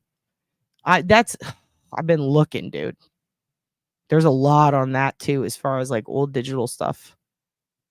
But yeah, I would love, what is DD? Defense Dad?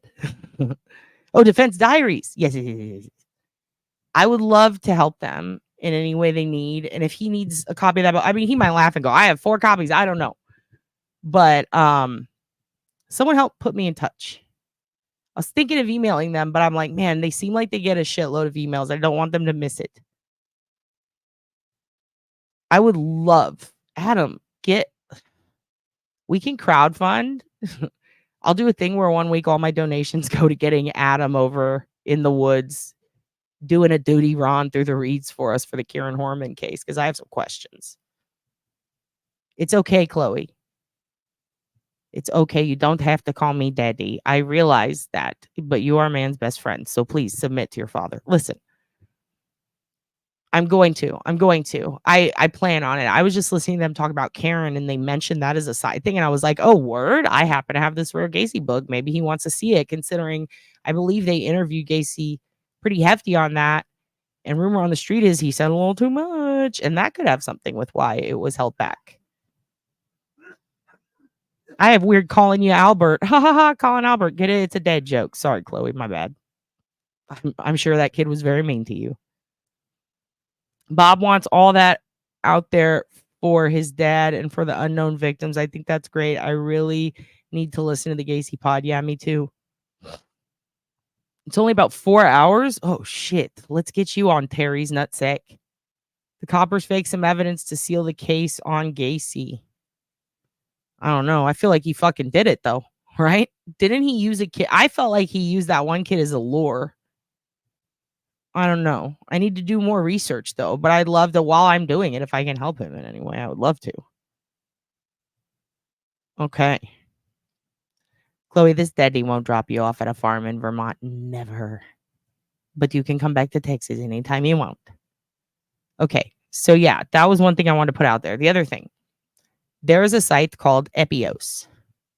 All right. You remember how Dad told you that, or you actually told your dad that, let me pull it up, that what's my name.app was being a bit wonky.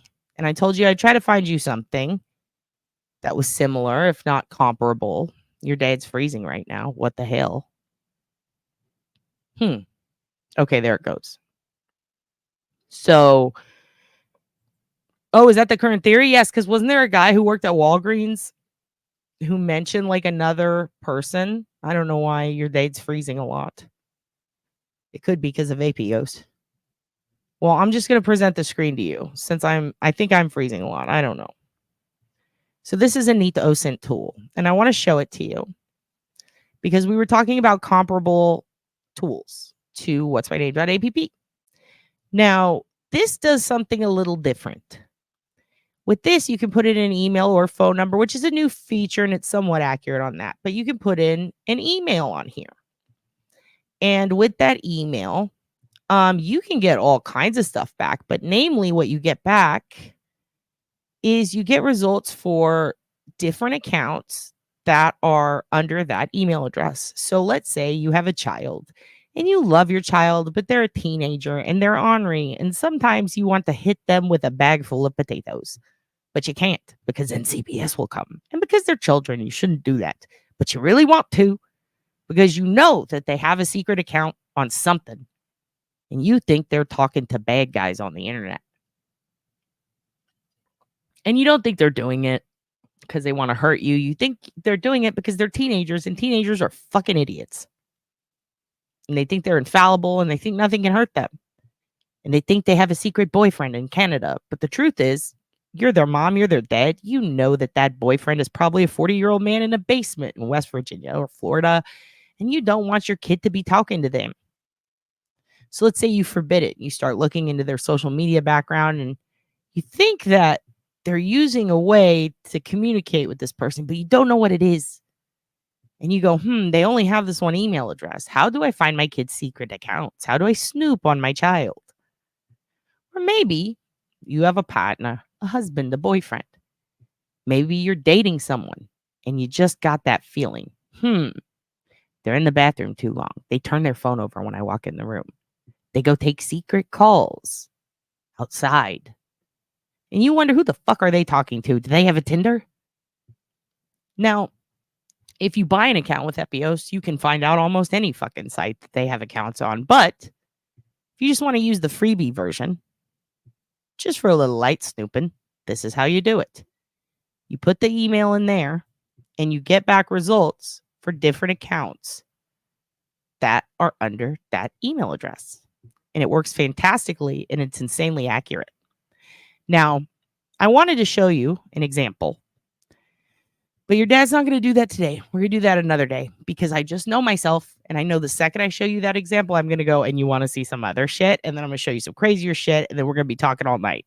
Can't do that right now. But I highly recommend typing in Rex Heuermann's email, especially the ones from the search warrants.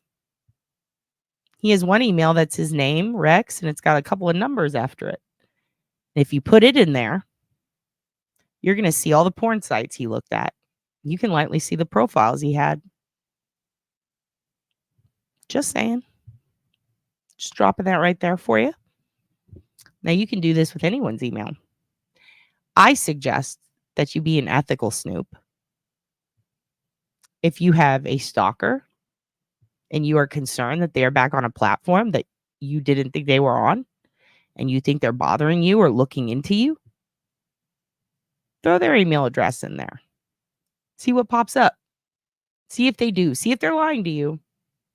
And then learn how to avoid them. See if your teenager has an account on a porn site where they can communicate peer-to-peer with other people. See about it. I'm not saying use that to stalk. I'm not saying use that to blow shit wide open. But if you're going to journalist, fucking journalist good. And if you're going to stalk your family to make sure they're not trying to get one over on your old mom or your old dad, run the email address through there. See what pops up. Rex liked 2 sites. One of them was called xnxx.com. Very interesting. And the other I'm not going to dox. But he's got some sites. He's got some shit he likes to look at. And you can see what all kinds of people are into. Jennifer Coffendorfer. Anyway, let's go ahead and end it on this. That was Epieos. Your dad wants to tell you something great. OnlyFans account. I don't know if they put OnlyFans. It actually tells you when you look at the premium, all the accounts. Now, here's the thing. You want to use it in combination with others because, like, for example, what'smyname.app will look through 580 something, right? Epieos looks up under specific ones, and all these different OSINT tools I show you look under specific ones. Remember how I told you I was using 9 when I was looking up Stefan? That's one of the ones that I used. But at the time, I hadn't really vetted it yet or used it long, so I wanted to see what I thought of it first. I used an older version of it a long time ago. And yeah, that's one of the reasons you keep your shit anonymous, because you have a dangerous... Run his shit through there and see where he's looking for you so that you can avoid it, or backward stalk him, Belle, if you really want to fuck his shit up Amelie style. Anyway, just kidding. Allegedly for entertainment purposes only.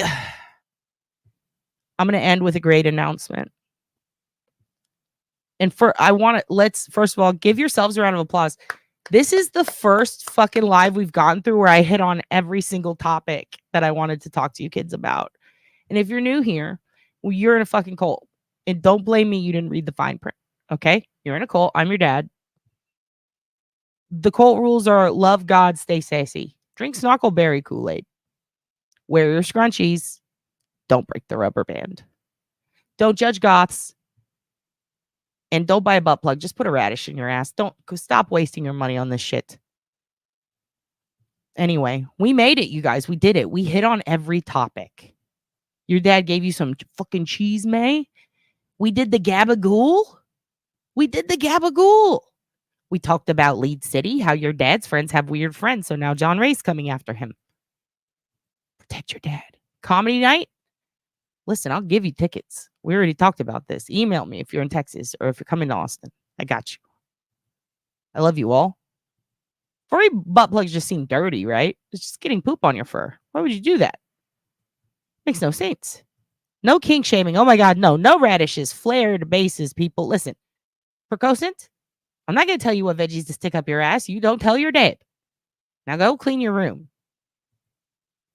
Yes, put a radish in your ass. Have a good Saturday. I don't know what day it is. Burn the fine print. Just go with it. You're in a cult now. Just live with it. You have brothers and sisters. We love you. Very unhygienic. That is a good point.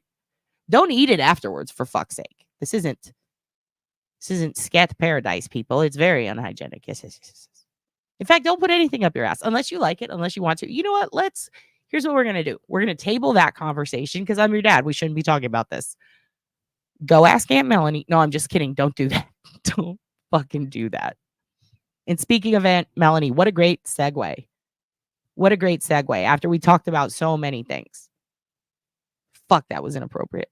In so much trouble. Don't ask Melanie. Don't go to your aunt. Listen. Flared base is 100%. Tiff, you are a jeweler. You might know. Listen. I told y'all if you want to talk smut, if you want to talk about Jill Daniels calling people a big fucking bird and attacking Turtle Boy, do it here. Don't bother Melanie with that shit. She's not into that. I'll mention Ass Radishes to Bob. Maybe he wants a little snake. Maybe Bob and Allie might wanna hear about the radishes. If I bring up Ass Radishes and he doesn't talk to me anymore about this Gacy shit, I'm going to be very mad at you, Susie Q. You'll be grounded. Agatha, Tiff, and don't forget your sister Tiffany has a very cool website called the Minx and Maven, and she will give you 25% off if you use the code Oblivious25, and she does international shipping if you're in the Antwoord place. You big fucking bird? You big fucking birds? Dun, dun, dun, dun. I think you're freaky and I like you a lot. Your dad's boyfriend also likes the Antwoord. I think you're freaky and I like you a lot. Her voice is crazy. Can you do it high? Can't you do it higher? I feel like. I am a butterfly. I need your protection. Need your protection. That was so fucking funny. You said, I need your protection. Remember, we were going to do a comedy thing called Pie Antwoord that I invented in my head one summer. And I rewrote. Do you remember? I still have this. I rewrote I made a whole parody for Pie Antwoord for that one. And it was like, I'm your cherry pie. Like, it was all about desserts. It was fucking fantastic. And I was going to say, we're Antwoord, but we put on like 50 pounds and gave up. We were going to wear tracksuits. Our buddy Ben was going to beatbox. You fucking bird. Flora, you fucking Larry Bird. Yeah, I'm not going to say that. Oh, send the radish butt plug to Stephen Stearns. That's a great fucking idea. Good night, LA. Your daddy loves you. Go to Tiff's Etsy, you guys. Look, Precocent said that's perfect. You did a perfect chick. What's her name? I think you're freaky. And I like you a lot. Yolanda Visser. How do you know that? Oh my God. See, we need to put him on what was her name? She was fucking great. The channel we were talking about yesterday. Fuck. No, they want you on the channel. You're a star. You got a sexy mustache. Dad's boyfriend has a sexy mustache and does good impressions of the girl from Antwoord. I've never been a channel man, he says. Can you do a Boston accent? Babe, say, what do you want, your fucking period? That's pretty good. You gotta say period. And I found out twat. We've been saying it wrong. It's twat. Twat, you fucking twat. I'm gonna get demonetized. Actually, wait, I'm not monetizing. Hell yeah. Fucking twat. Yeah, what is FBP? Oh, that's furry butt plug, Adam. Or Patronus. That's furry butt plug, FBP. Tiff's Etsy. Let me put it back up. This is Tiff's Etsy. If you go to Tiff's Etsy, you can use the code Oblivious25 for 25% off. And if you go to the sex toy side of Etsy, which is called Wetsy, you can. No, I'm just kidding. Yes, Pie Antwoord. That was the thing. Don't do that to Aunt Melanie. Yeah, we are pretty freaky. Oh, they're freaky? Yeah, they're freaky too. I think they're freaky and I like them a lot. It's important to specify how long is the code valid, Tiff. She likes pie on toward. He wants to give it. Okay, your date's boyfriend's going to give a shout out. I'm not responsible for anything he says. It's probably going to be inappropriate. I'm so fucking nervous. I just want to give a big shout out to Shifty from my favorite band, Crazytown. Really going to be missed, man. Wait, did Shifty die? Yeah. What the fuck? He did? Why'd you laugh? You just said, yeah. Did he really die? Yeah. When did Shifty die? Today. Shifty died today? I told you your dad's boyfriend's a monster. How you gonna fucking laugh and break that to chat? Shifty was the come my lady, come my lady. Is that who you're talking about? You're my butterfly. Sugar. Does anyone care that Shifty has passed away today? Stop it. Shifty passed away. Did he? Is your dad's boyfriend will often fuck with your dad and say things that are absolutely not true. Remember how I told you about Miss Piggy, the Tower of the Americas, my family? Your dad really picked a boyfriend that really likes to fuck with your dad. And sometimes, what was the thing you did about Ricky Lake that really upset me? What did you say? He said Rosie O'Donnell died today, and I got really sad. And then he said she was face down in Ricky Lake. She drowned in Ricky Lake. They found her face first in what? Yeah, she drowned. They found her face first in Ricky Lake. That was after waiting an ample amount of time for your dad to mourn. Fuck. Come, my lady. You're my butterfly. Sugar, baby. Twat rhymes with hat. Good call. Tiff wants to see your mustache. Tell Tiff what? Come show your mustache. Show your mustache to the group. Come on. Give him a little razzle dazzle on the channel. Yeah, he did die, Laura said. God damn it, Dylan. So that means you were just being a foul human being. You're not even. Yeah, that's his shout outs. I guess Shifty's dead. Yeah, I know you laughed off camera. You know, what is it your dad always says? If you're going to talk shit about me, have the respect to do it behind my back. It's not my business what the fuck you think of me. Yeah, Shifty died, you guys. I could never be your woman. Yeah. You're my butterfly, sugar, baby. What was that fucking movie? It was Crazytown, not White Town. That's so funny, Percocet.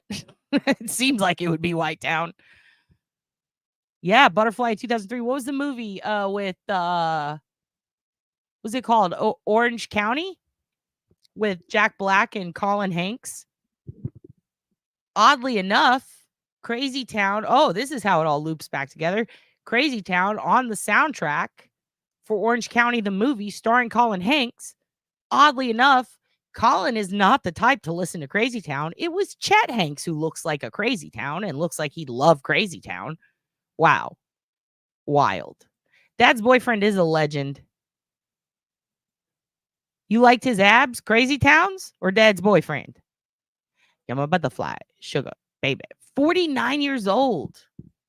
Damn. That's crazy. I don't know why you're all laughing. That was so mean of him.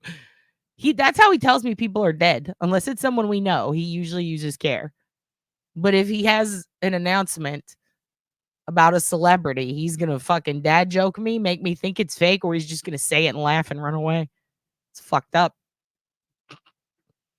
It's true, sadly. This is how we deal with our sadness, though. Because I kind of like Crazytown. I also used to like, oh God, and that also had, what was the other band on that soundtrack that, oh God, what was their name? It's fine. I can't remember their name, but it had another band on it where it was like, there was a song that was something like about my mother. I don't remember, but it doesn't matter. Yeah, Colin Hanks. Harold Ramis. Yes. Harold Ramis. Can you hear him? They kicked the band off of Ozfest for doing meth and Was that them? banging underage girls on Crazytown. What? That's the band she's always talking about. She never names them. I don't know if y'all heard that, but your dad's boyfriend just dropped a serious bit of chisme that I never thought he'd drop in the background. But so your dad's boyfriend, I think I've told you how he toured on Warped Tour. He toured on Ozfest, and when he did, he got to know Sharon and Ozzy. Sharon loved him, and it's pretty crazy. Like, he just knows all these people, and I'm like, how the fuck do you know them? Like, you partied with Lemmy. He's fucking nuts. Your dad's boyfriend is wild. Anyway, he just dropped a truth bomb about, how Sharon and Ozzy kicked one band off of Ozfest because they were smoking meth and banging underage girls, and they never say who it is. It's Crazytown, allegedly, supposedly, according to your dad's boyfriend. And if anybody asks me if he said that, I'll deny it, but you heard it here. Holy shit. What a day to drop that. What a day. On his death day, you're going to tell us this? Jesus. He just laughed. Your dad's boyfriend's such a prick. Yeah, this is how we deal with the sadness. Lemmy gave me his badge after a concert, says Dream of a Hive. Oh. Hell yeah, your dad's boyfriend says. I think the craziest thing I've ever seen your dad's boyfriend do is I saw a YouTube video of him almost getting knocked out by what was that guy who you told the fucking joke to about? No, he wanted to. He wanted to hit you. He gave him a punch in the stomach. What was the band? Def Leppard? He made a Def Leppard joke to the guy from Kill Switch Engage who did not like it and responded accordingly. He blew a whistle at him, said offsides, and punched him in the stomach. Yeah. He can't get into more trouble than that, right? Yeah, Ozzy is hilarious. Your dad went to one of the last Ozfests and got water dunked on him by Ozzy. That was cool. He threw water on your dad's face. Yeah, the drummer from Def Leppard only has one arm. And here's the dad joke before we leave. And I believe it was the joke that your dad's boyfriend told the Kill Switch Engage guy that pissed him off. It was, what has 9 arms and sucks?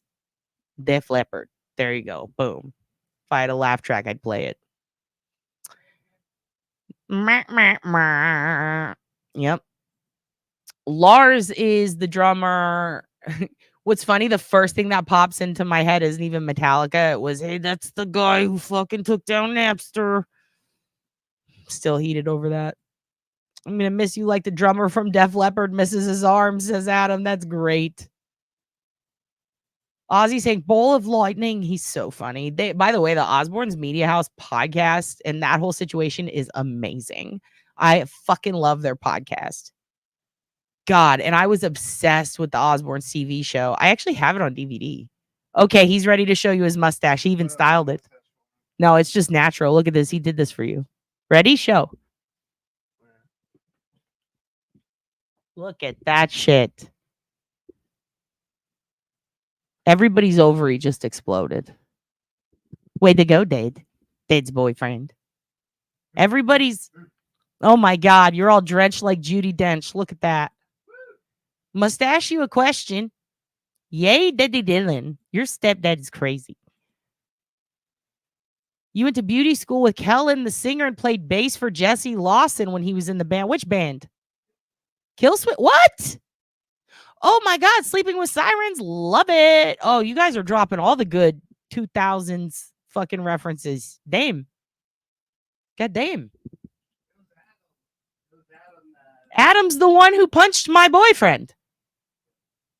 Hey. Adam drives Helen?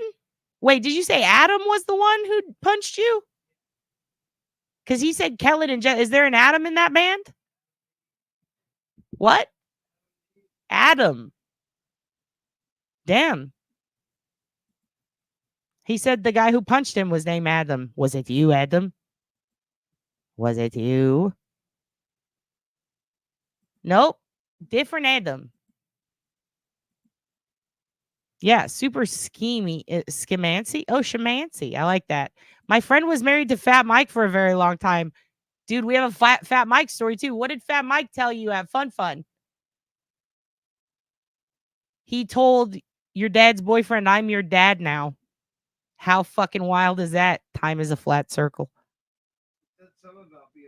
He said he's your dad now. It was when we thought we saw Val Kilmer that night. He said, I'm German and I'm your dad now, is what he screamed at you as he rode away. That was when you're dead. Me. I was on stage with Genuine that day. You watched the Genuine concert. And your dad got to meet, what's his name? Not Peanut Butter. Who was the one that said your dad raps good? Me. I'm your dad. Who was that guy? He made the Hannibal Buress video. There's Flying Lotus and that other guy. Cat Dog. What was his name? Thundercat. If you guys know who Thundercat is and who a guy named Flying Lotus is, they told me, your dad, that I am a good rapper. And I said, thank you. And I didn't know that they rapped. And then a band called Amon Amarth, because when I did comedy, I did this festival called Fun Fest. And your dad went on, your dad chugged a bunch of Robitussin because she was very sick, and then went on after David Cross, which was a really hard to follow. And then in the back, I kept running into people in bands who I didn't know, and they had seen the show, and they were being very nice. And then later, when I found out who they were, I was like, oh, shit. I would have asked them a million questions. And I met a Thundercat and a Flying Lotus, and they gave me one of their cigars, and your dad had a very nice time. And then these guys from a band called Amon Amarth, these Viking fellows, made your dad eat beets. And I had never had pickled beets before. I was never a fan of borscht, but they gave me pickled beets on a salad and forced me to eat it, and I ate it, and it was delicious. So they got me into beets. Yeah, Thundercat. Yes, he was a bass player.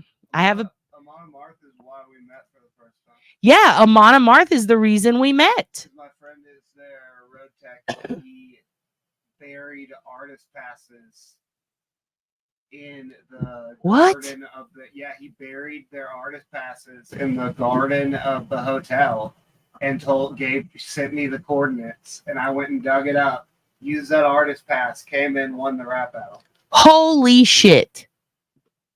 I didn't even know that. We got to send Amon Amarth a thank you. Amon Amarth are really sweet boys. They're very sweet. They're very big and scary looking, but they're very sweet. And doing comedy and hip hop has made. So first of all, you need to know I'm not like YAYYYY. I write parodies. You might have seen a few.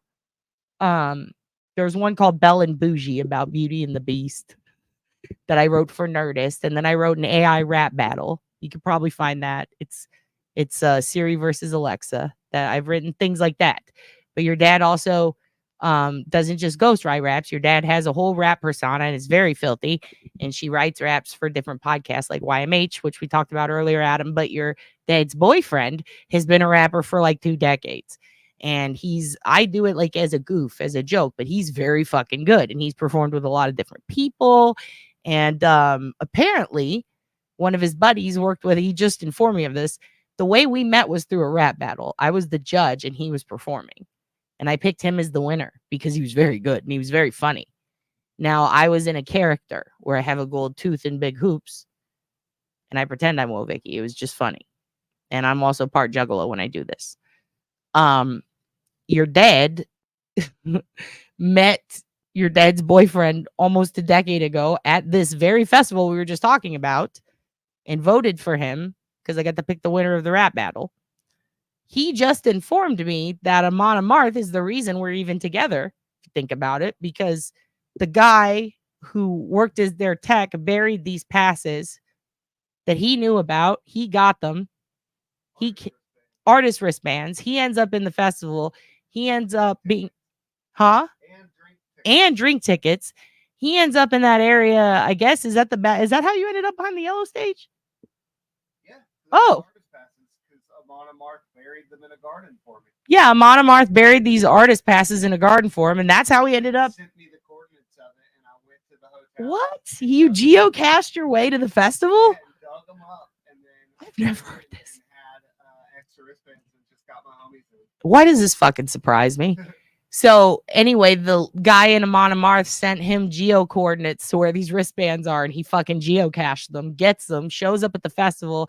He ends up doing this rap battle for this comedy thing, and I was judging it, and that's how we met. And that's fucking wild. And then we did we were both on an online dating site, and it's like, oh shit, you're that guy, and he's like, oh shit, you're that girl. Where's your gold tooth? I got on Spike TV from that. Yeah, we both got on Spike TV, and I could never find mine. But yeah, that was crazy. That was a crazy day. I had no idea that was because of, well, I get, again, time is a flat circle. I just found out Amon Amarth, not only did they make me like beats, not only were they very nice to your dad, but they also apparently are the reason your dad has a boyfriend. So that's pretty fucking cool.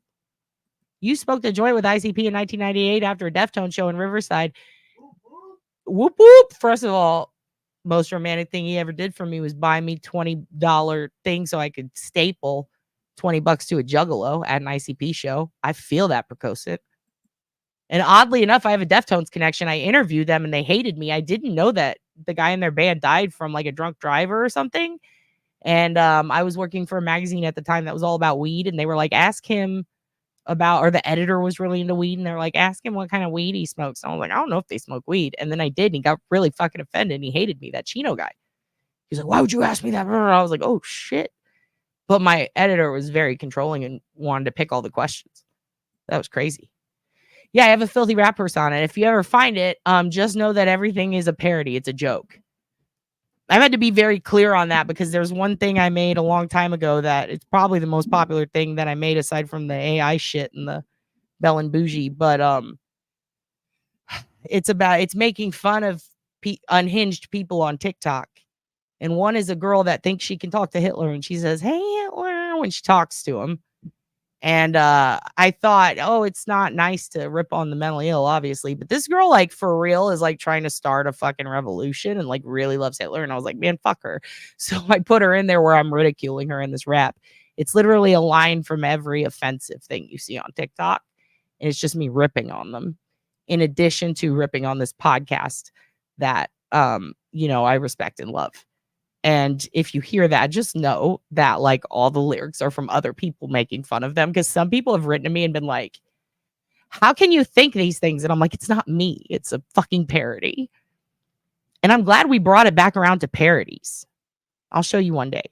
I'm telling you, if you go to the YMH episode with Chris DiStefano, the first one Chrissy D was on, or if you go to the one with the kids from The Sopranos, the YMH episode with what's his name, with the kids, Jamie Lynn Sigler and Rob Eiler. That their first appearance on YMH, at the very end of that episode, they play some of your dad's music. Yeah, Chino is very sensitive. I felt so bad. I didn't know any of that. They didn't prep me for the interview. My boss was just like, say this. And what's crazy is my boss got his door kicked in and raided by the FBI like a week later because he was selling old wrestling VHS tapes at a Pulga in Corpus, which is basically a flea market. It's like, what the fuck, dude? So that job ended. Yeah, it does sound epic, and I also hate the word epic, but I use it a lot. I know that you know that I know you rapped with MC Hammer. I never rapped with MC Hammer. That's hilarious, though. I did rap with a lady named Cupcake, if you know, you know. Or we rapped before her, me and your dad's boyfriend. You can't choose who you channel. Agreed. I just channel anyone. Speaking of channeling, Head Planet Earth. That's who I was trying to remember earlier. From Orange County, Head PE. Babe, what was the Head PE song?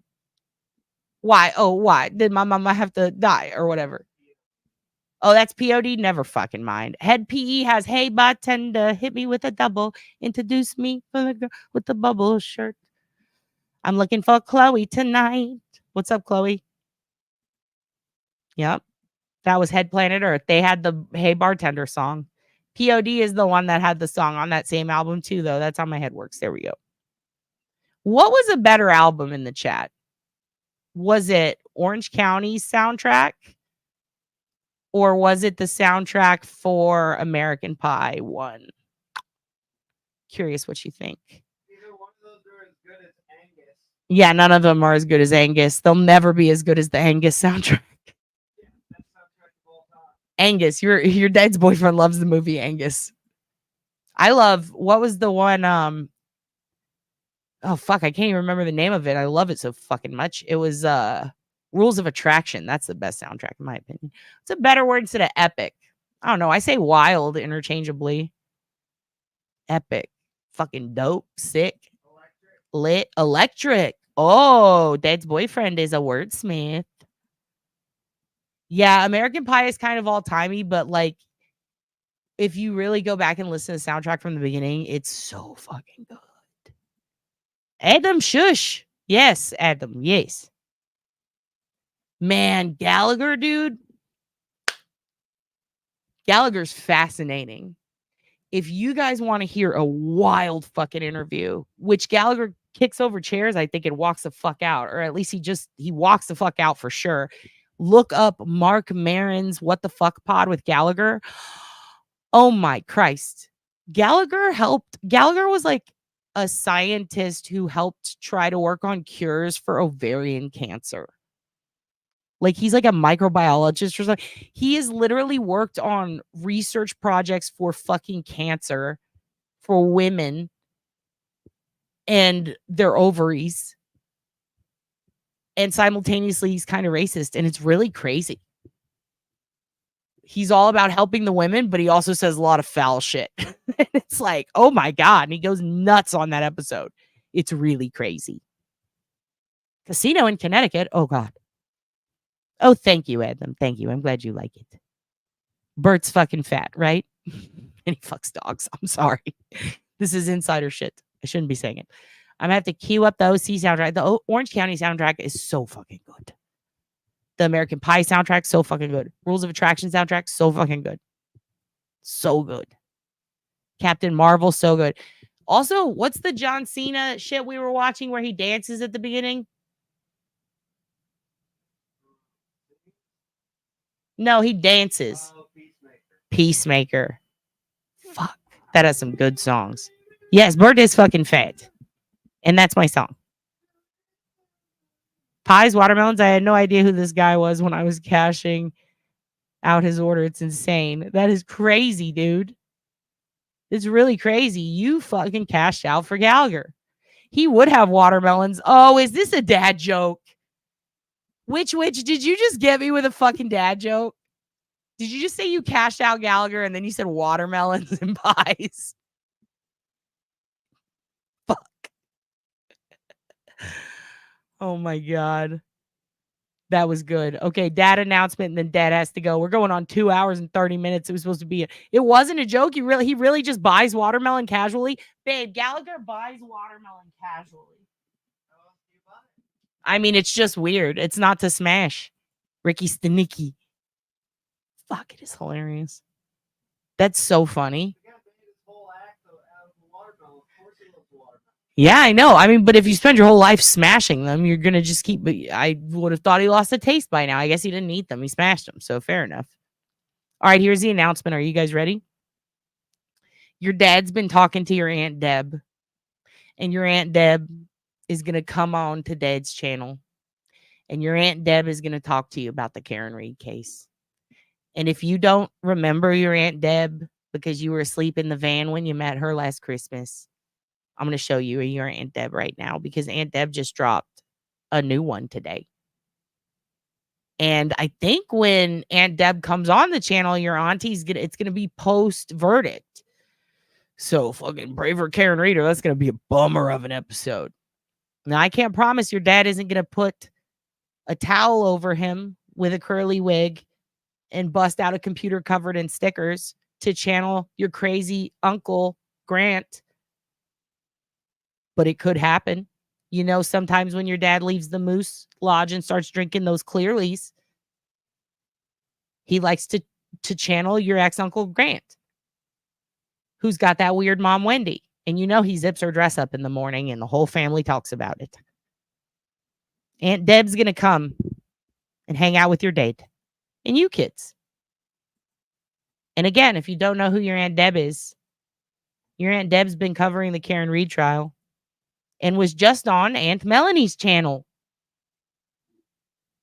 And let's go check it out, shall we? Here, I'm going to play her for you. This is your Aunt Debbie. This is her work. This is her job. This is what she does.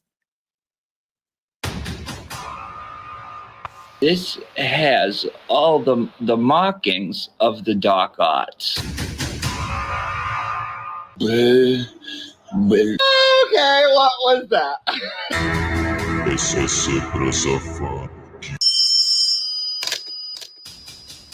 Does anybody have a crime scene to English translator handy?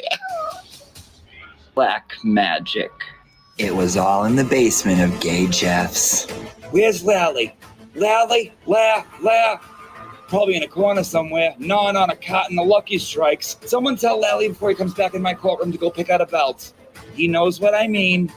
He must enjoy it because he keeps acting up.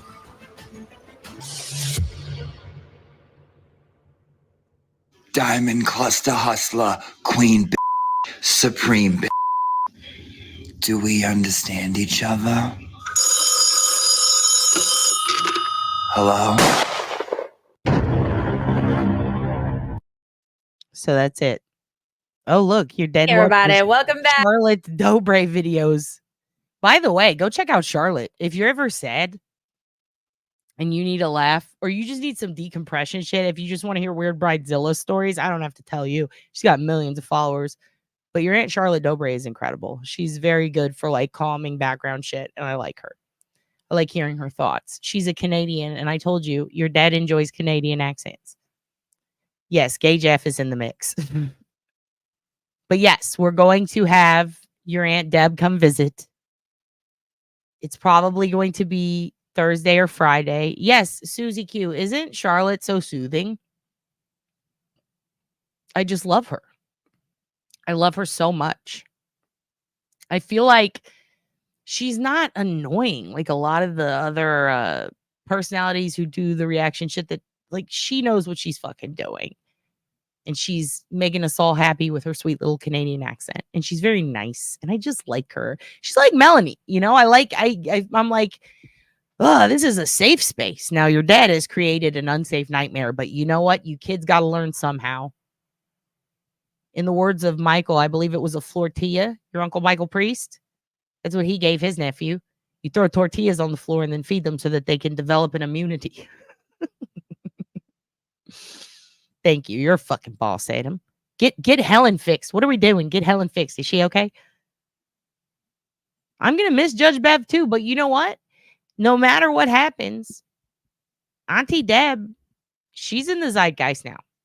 Auntie Deb's in our lexicon now. Auntie Deb is in the family. She's in a cult.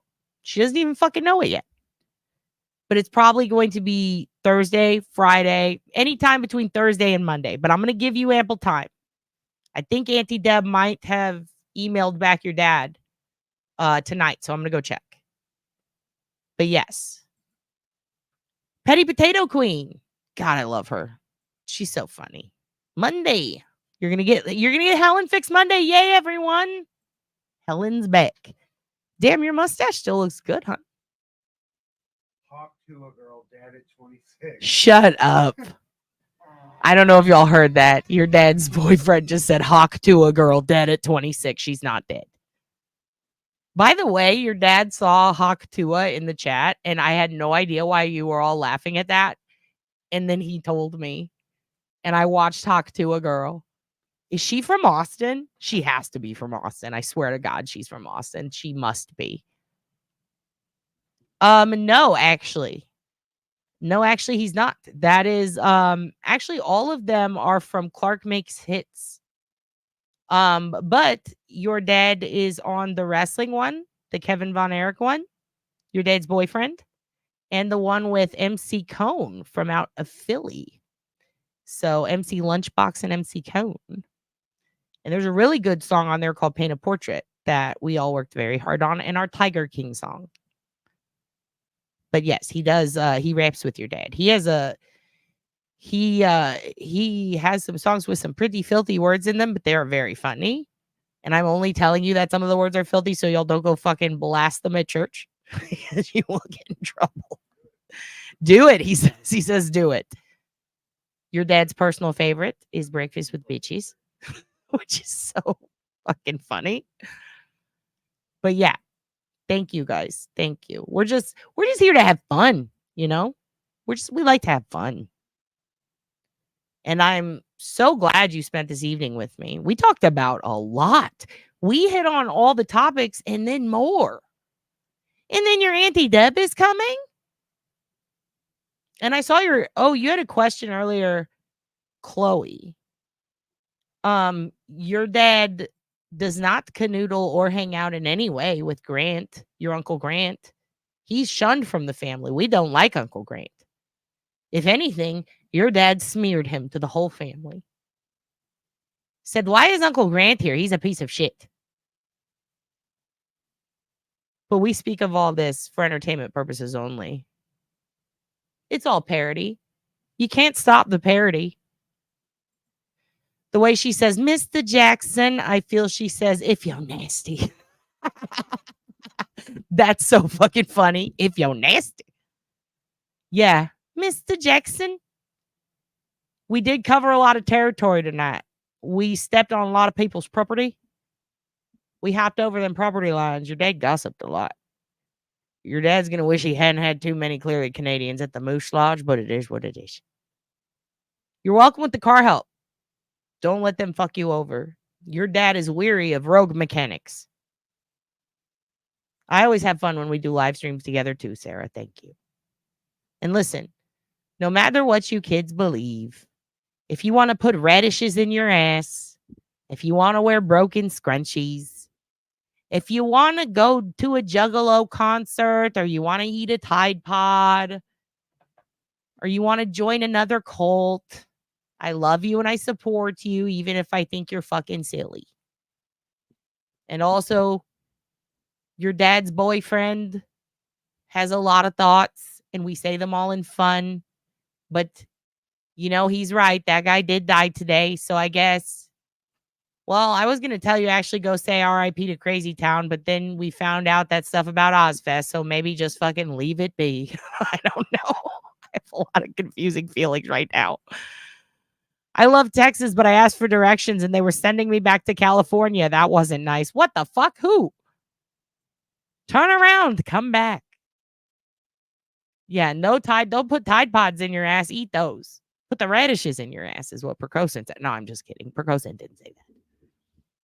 But listen, you're all very talented. And don't forget, you can donate to the Hugin Fund at any of the below options. I guess we're going to have to go get his dew claw looked at. The plan is tomorrow. Listen, I know I've been donating half of everything to Wayback Machine. Anything you send tonight is going to the dew claw. Sorry, I'm going to be transparent with you. Dogs are expensive. Simultaneously, I'm looking for the banners. I must insist that you go to the Etsy shop of your sister, of Tiff, and go get 25% off and buy a Mahjong bracelet. Because Mahjong is so fun. And I will find out what game that was where they go, Mahjong. But remember, Minx and Maven. And remember the Rose Gardener, the gardener. She's got that whole channel. It's under her name. Midwest Nice. Or wait, that was Midwest Nice. Sorry. She's got a whole channel under her name. Go click on it. And she will take you to a land of rescuing kittens. A Tide Pod in your rectum would suck. Don't do that. I was just kidding. Make a 3D print for radish butt plugs. The world needs it. See your dad's psoriasis. I told you. You know that? It's fucking gross. Your dad's trying new things. We're all flaring up right now this summer, kids. It's a flare up. You know, Snaggle Mama, sometimes you put a radish in your ass to hurt your dad, and that's okay. Sometimes just to embarrass the family. No, it's people have fetishes. I don't know why we're putting things in our ass anymore. At this point, it's like, put whatever you want up your ass. Just consensual, please. And don't eat it after. Yes, it is. And the pet insurance is so fucking expensive. Oh my God. And the worst part is they don't they reimburse you, but they don't do it for a long time. And they never do it to where like you just do a copay. At least here in Texas, I don't know. If you have a link, send me, because the one I have, it's shit. It's just like, yeah, we'll fucking pay for it. And then in 6 months, you might get the money back. It's crazy. It's like, what am I paying all this money for? Fucking hate insurance. But also the little hoogans need to be comfortable. So it's understandable. We will get a radish emoji. If you want, listen, if you want a radish in the tuchus emoji, we'll do it. If you just want a radish with no tuchus, we'll do it. Just tell your dad. We have a potato. Don't put a potato in your ass, kids. Thank you. The Mondays. Your ass doesn't like it, then don't put it up. I only like things coming out of my ass, like toots. That's fun. My dog likes to toot. He crop dusts me all the time. You guys know that. Yes, hands are, oh, dude, mine too. Psoriatic arthritis is a bitch. Leave me alone, which says. What's wrong with my brother's dew claw? He got clawed up on the white claws. Not really. He was playing with a stick outside, and the next thing we know, damn. Yeah, that's, Sarah, that's what we got. That's what we got. Now you know what your dad uses. Yeah, they're not being very helpful with your dad right now. But yes, leave Witch alone, everyone. All right, I got to go. I love you guys so much. Thank you so much for being here. I appreciate you. God bless. Thank you for spending time with me today. I absolutely love you. You're all, don't put a potato in your ass. That's the new shirt, Tiff. Put it on your Etsy. Make sure that you go check out Tiff's Etsy. Minx and Maven. Thank you guys so much. You're so smart. You're so fun. I'm sorry that your dad's boyfriend had to tell you that Shifty from Crazytown died, but it happened. Oh, thank you, Snaggle Mama. Hey, speaking of snaggling, he snagged his dew claw. He Snaggle Mama his dew claw today. You're the best. This is a coven. It's a cult. It's everything. Snaggle Mama, God bless you. Is that your dog? That's why I pulled you back up. I want to see that dog. That's such a cute little dog. Oh, Snaggle Mama, what's your dog's name? He's such a cutie. You might have told me before. Good night, everybody. Good night, Stash Dad. Good night, Michael Priest. Michael Priest came in and shook shit up for a reason, and I'm glad he did. Because I just needed someone to clarify for me. That shit's insane, right? Yes. Talk about the Heidi Seaman case. We'll talk more about it later. Good night to everyone. Yeah, that awkward talk when you're telling your kid, when you're a dad and you're Danny Tanner and you sit the kids on the bed and you go, Deej, don't put a radish in your ass, Deej. Leave that up to your Uncle Jesse. Good night, Nadabel doll. Where's Chloe? Good night. You go outside and you hump all the logs you want and you dig all the holes you want and try not to attack any cops. And I love you. And if you do attack cops, make sure they're McCabe's and Alberts. Bun and Jax, good night. Bless him, Storm. Yes. All right. I love you guys. You're the best. What? Dream of a Hive, stop. Now I got to say thank you. You're the best. I don't have to. I want to. Thank you. Dream of a Hive, you have a lot of funny comments. Some of you, I'm like, you should all be comedians. You're very funny. And I mean it. If you're in the Texas area and you want to go to any comedy shows, hit me up. Uncle Jesse's still very hot. If we had to sacrifice Crazytown to keep Uncle Jesse, then that's just what we have to do. Good night. Thank you guys so much. Thank you. Love you all. You're the best. Goodbye. Turn your phones off. Everybody turn your phones off. I'm going to keep saying bye. I'll put Little Bubby Child on right now. I love you and I miss you and I'm thinking about you. You're just the best and I miss you and I just love you like crazy. Good night, kids.